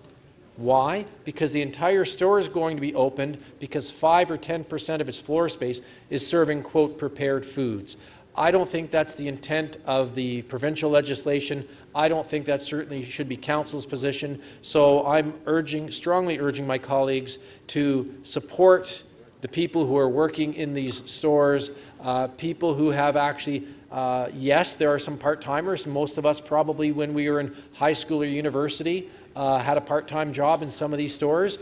But we've all had those experiences where if you refuse to work, as Councillor Fletcher said, if you say, you know what, I want to be with my family this weekend, so I'm not going to come in. I don't think it's going to surprise many of us if we find out the manager just says, great, we're going to mark you, we don't like you, you're causing a bit of a problem, you're going to come in for some 3-hour shifts for the next couple of weeks, just to trip you up, just to get back at you for doing what we say. So I certainly listened to the argument of some of the retail people who said, well, working on these days is voluntary. And I'm sure there are some people who would voluntarily work on a holiday. The question is, should they? Should everybody work on every single day of the year? I think 9 days a year for families to rest and be together is not an unreasonable request. So again, I would ask our council not to change direction, support the recommendations of the committee. We worked very, very closely on this file together, and of the members who were there, the vote was unanimous. I think Councillor Burnside was not in the room at that time, but of the rest of the committee that was there, the vote was unanimous. So I hope at this council, if not unanimous, it'll be close to unanimous. Thank you, Madam Speaker. Thank you. Councillor Davis? Councillor Shan to speak. Thank you, Madam Speaker. I also rise in support of the recommendations coming from the committee. I have many folks who live in my ward who work in many of these places we are considering right now as workplaces, and it is a myth to consider that they have a choice at the end of the day in terms of whether to choose to work on a holiday or not. In fact, many of them either have experienced consequences as a result of refusing to work on a day when they were not initially scheduled and so on. So I think it's very important to contextualize the type of workers that are working in this environment. Many of them have precarious employment status. Many of them are women, newcomers, young people, people with language barriers, and so on. So it's fairly difficult to exercise your right in some of these situations. In fact, if you do end up exercising your right, as we heard from the deputants, the consequences might be much worse in their financial situations and employment status. So I do feel that we need to owe it to the people who work very hard. In fact, many of them sacrifice many of the weekends to work in these stores already. So they already get less time with their children. They already get less time with their families when most of us are on holidays and on leave on weekends. So I think it's fairly problematic to expect them to be working during those days. And I also want to say that during holiday, the transit times are longer. Childcare is usually not available. If it's available, it's at a phenomenally higher cost. So it doesn't really make a lot of economic sense to go and work during those days. In fact, if the employers and if we are very concerned about the amount of money they could make extra working on holidays, we should be focusing more on increasing the wages, making the wages decent living wages, rather than to be forcing people into situations where they have to work, choose to work on a holiday just to make ends meet. So I'm fully supportive of the recommendations coming from the committee. I also support the motion being put forward by Councillor Fletcher. It is very important for us to get the definition right, that prepared meals doesn't become an open and end-all thing to be extended in a way that most or all of the stores get opened. If there's a way to move forward, it has to be very restrictive in a way that it only adheres to a narrow definition of what prepared meals could be, because the impact on workers and their families, the impact on particularly non-unionized workers will be troubling for us. And we as a city that wants to promote healthy living, livable city with people spending time with family, getting around and enjoying holidays, 9 days is already low enough. So we should be focusing on making sure that we continue to provide the space for those families to enjoy during those statutory holidays. Thank you. Thank you. Councillor Davis to speak. Thank you, Speaker. I rise in support of both the recommendations coming from committee and the proposed amendment from Councillor Fletcher that was tabled just a couple of speakers previous. I believe that we have debated this matter at least 3 times in this council chamber since I've been here. And on each occasion, we have concluded that we do not want in the City of Toronto wide open 24/7, 365 shopping. I also know that we have decided in this chamber that we support workers having statutory holidays. We recognize it in all of our collective agreements, and we compensate people accordingly. What I hope will come out of this is a piece of work when this bylaw comes back, the definition of what is a prepared meal, that will be narrow in its application and broad in its effect. I think that's a good way to describe what I'm asking to have happen, which means we want to make sure that we're not going to allow any kind of food to be recognized and to allow a store to be open to serve it. Yes, we recognize Shoppers Drug Mart has now become a grocery store. Our grocery stores and Shoppers Drug Mart have food, prepared food on their shelves. Very easily, we could have every single store open that is a grocery store or a multi-product kind of store like Shoppers Drug Mart open year-round. And I think absolutely that this council does not support that direction. So I look forward to the definition coming back in December. So the expertise of our legal staff, I ask you to be creative and to be precise at the same time to make sure that we limit this provision that is going to be in the new bylaw. And I stand fully in support of the recommendations and the workers of the city who should have statutory holidays. Thank you. Thank you. Councillor Wong Tam to speak. Yes, thank you very much, Madam Speaker.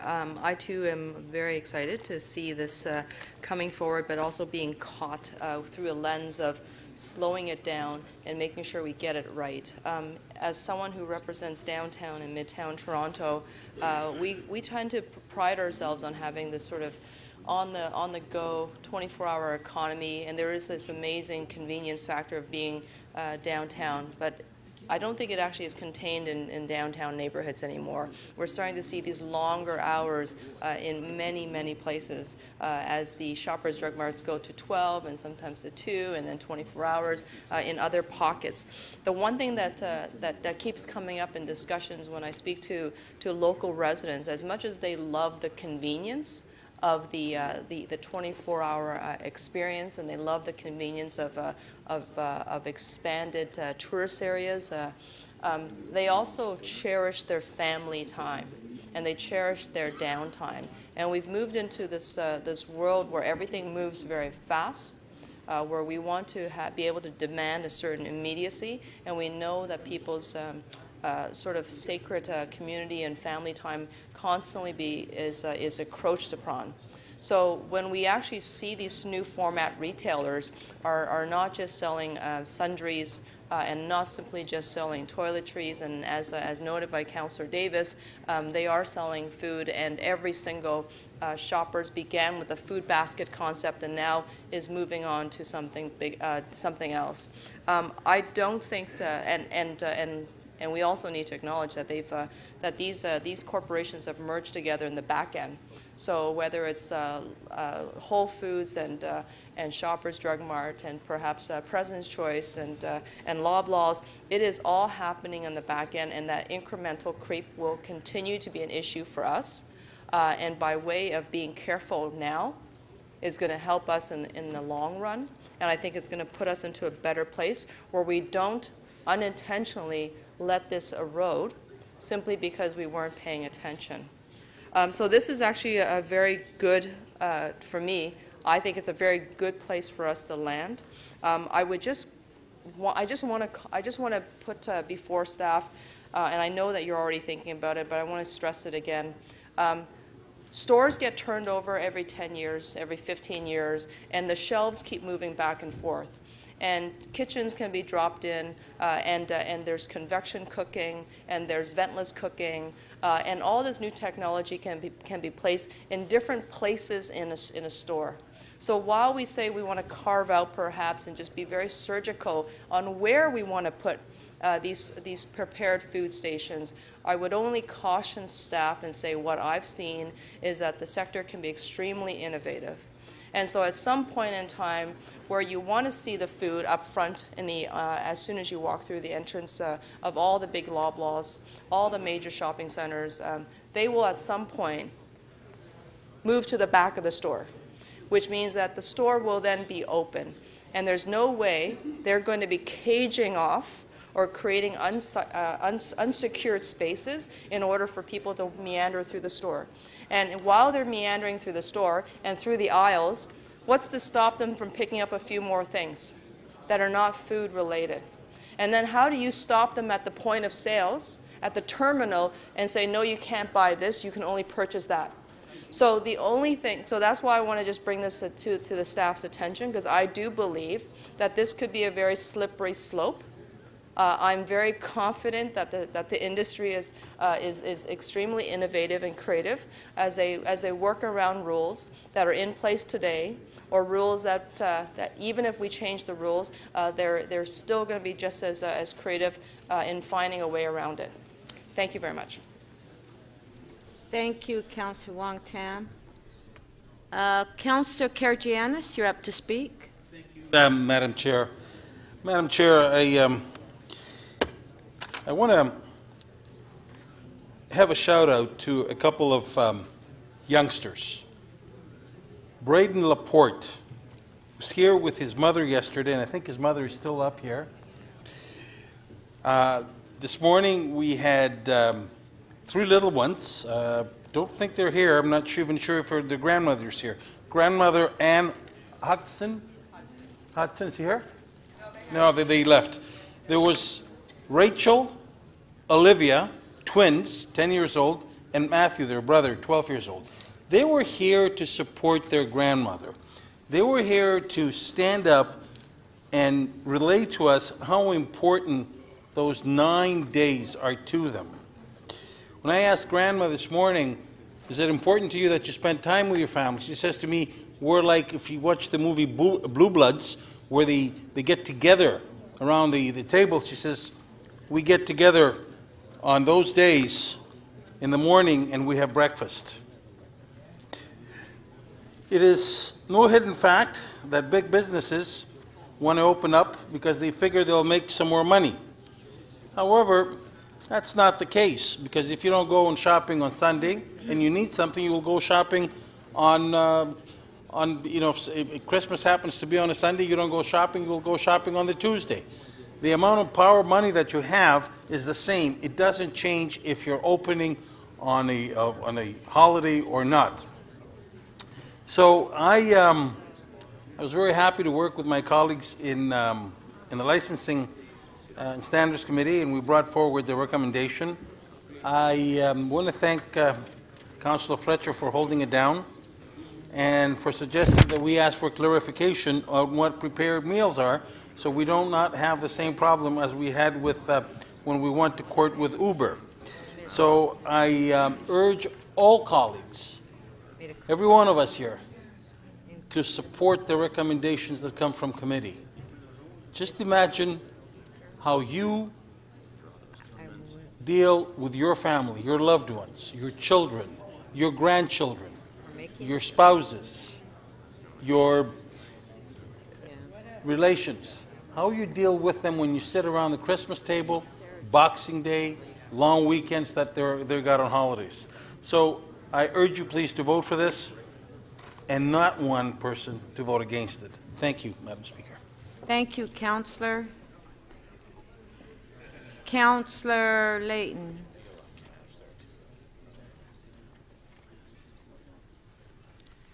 Yes, thank you, Madam Speaker. I'll be very brief. I just wanted to highlight a point that Councillor de Bearmaker and Councillor Shan have both brought up, and that's that there is a choice for workers in this scenario. It wasn't that long ago when I was in university. I worked at a restaurant that wouldn't have this protection and didn't have this protection. But let's make it clear, it wasn't any choice when I had to work New Year's Eve, when I had to work on Christmas Day. It wasn't a choice that I got. You were told that was your time on the schedule, and rather than go find another job, I stayed and I would do my shift and not spend that time with my friends and family. So let's make no mistake, there is no choice in this matter. When you depend on a job like this, you don't have an opportunity to turn around and tell your employer, no, I just don't want to work that shift. Because it won't work that way. And you're fooling yourself if you think that it is. Thank you, Councillor Layton. So we have a motion by Councillor Fletcher. We can ring the bells to vote. An amendment by Councillor Fletcher.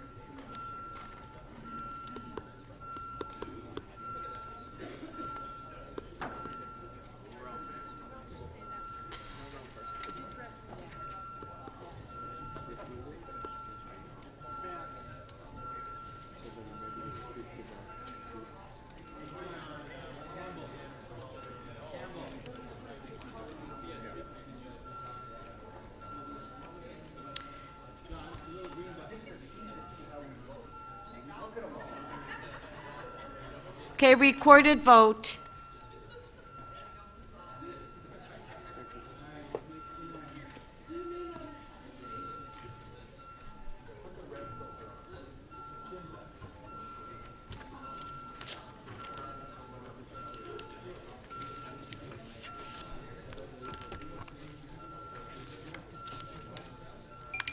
Councillor Cressy, Councillor Mihevc, please. Councillor Campbell, please.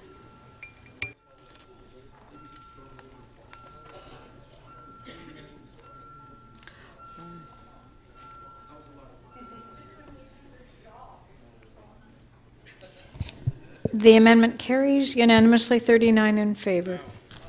Okay, on the item as amended, recorded? Okay, recorded.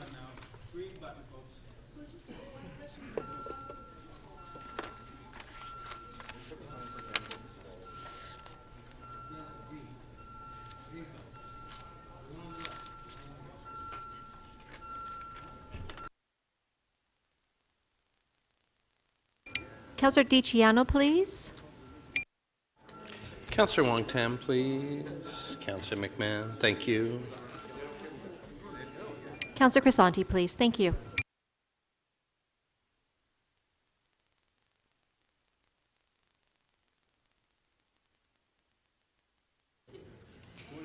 The item as amended carries 38-2.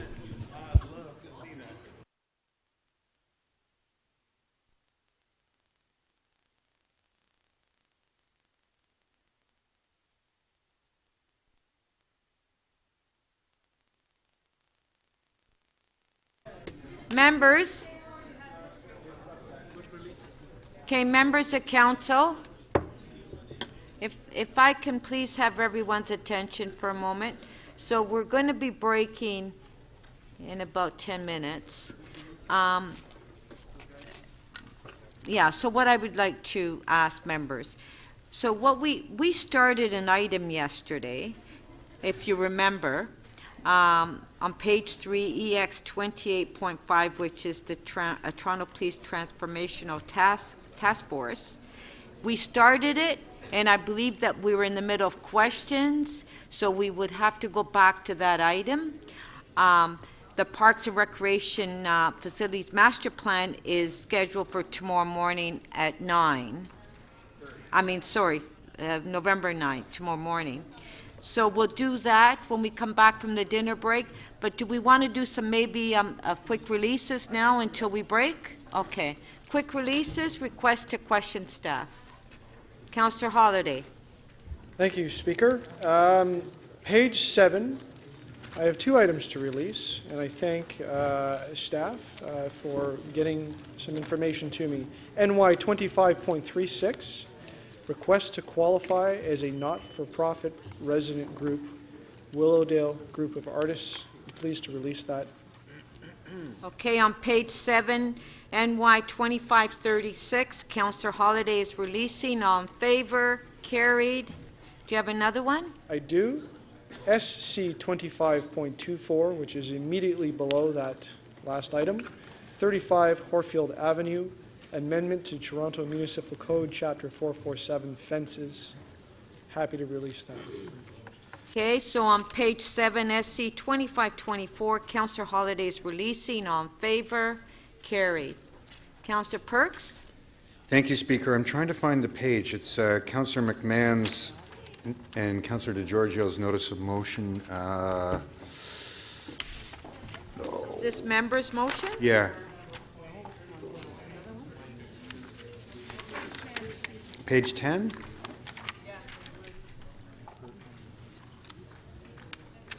Yes, MM 34.8, reaffirming support for Bill 158, et cetera, et cetera.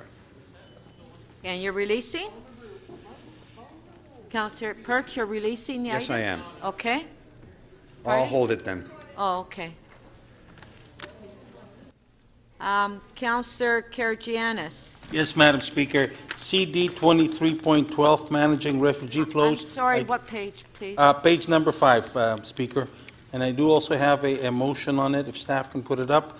And this motion was talked with staff, and we've come with appropriate language, and that pretty well asks the federal government to step forward and not only help us with the people that are claiming refugee status, but refugee claimants, and give more money to the City of Toronto and stakeholders in order for us to be able to deal with it.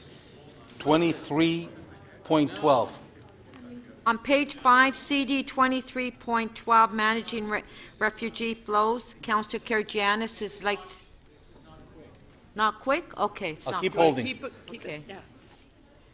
Councillor Layton.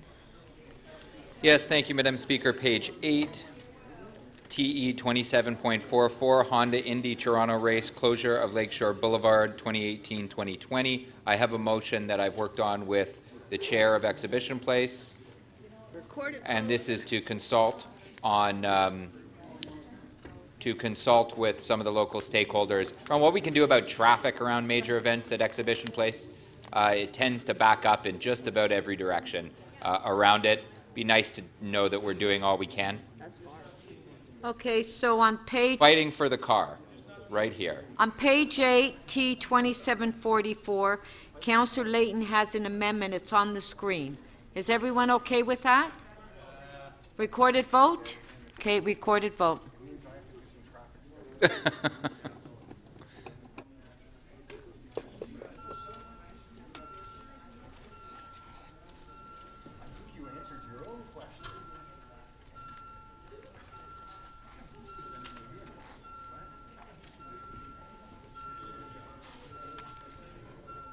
Councillor Crawford and Councillor Mihevc, please. Councillor Cole, please.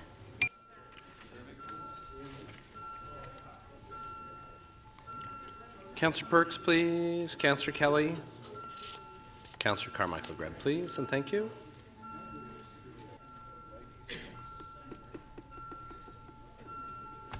Councillor Kelly, please, your vote.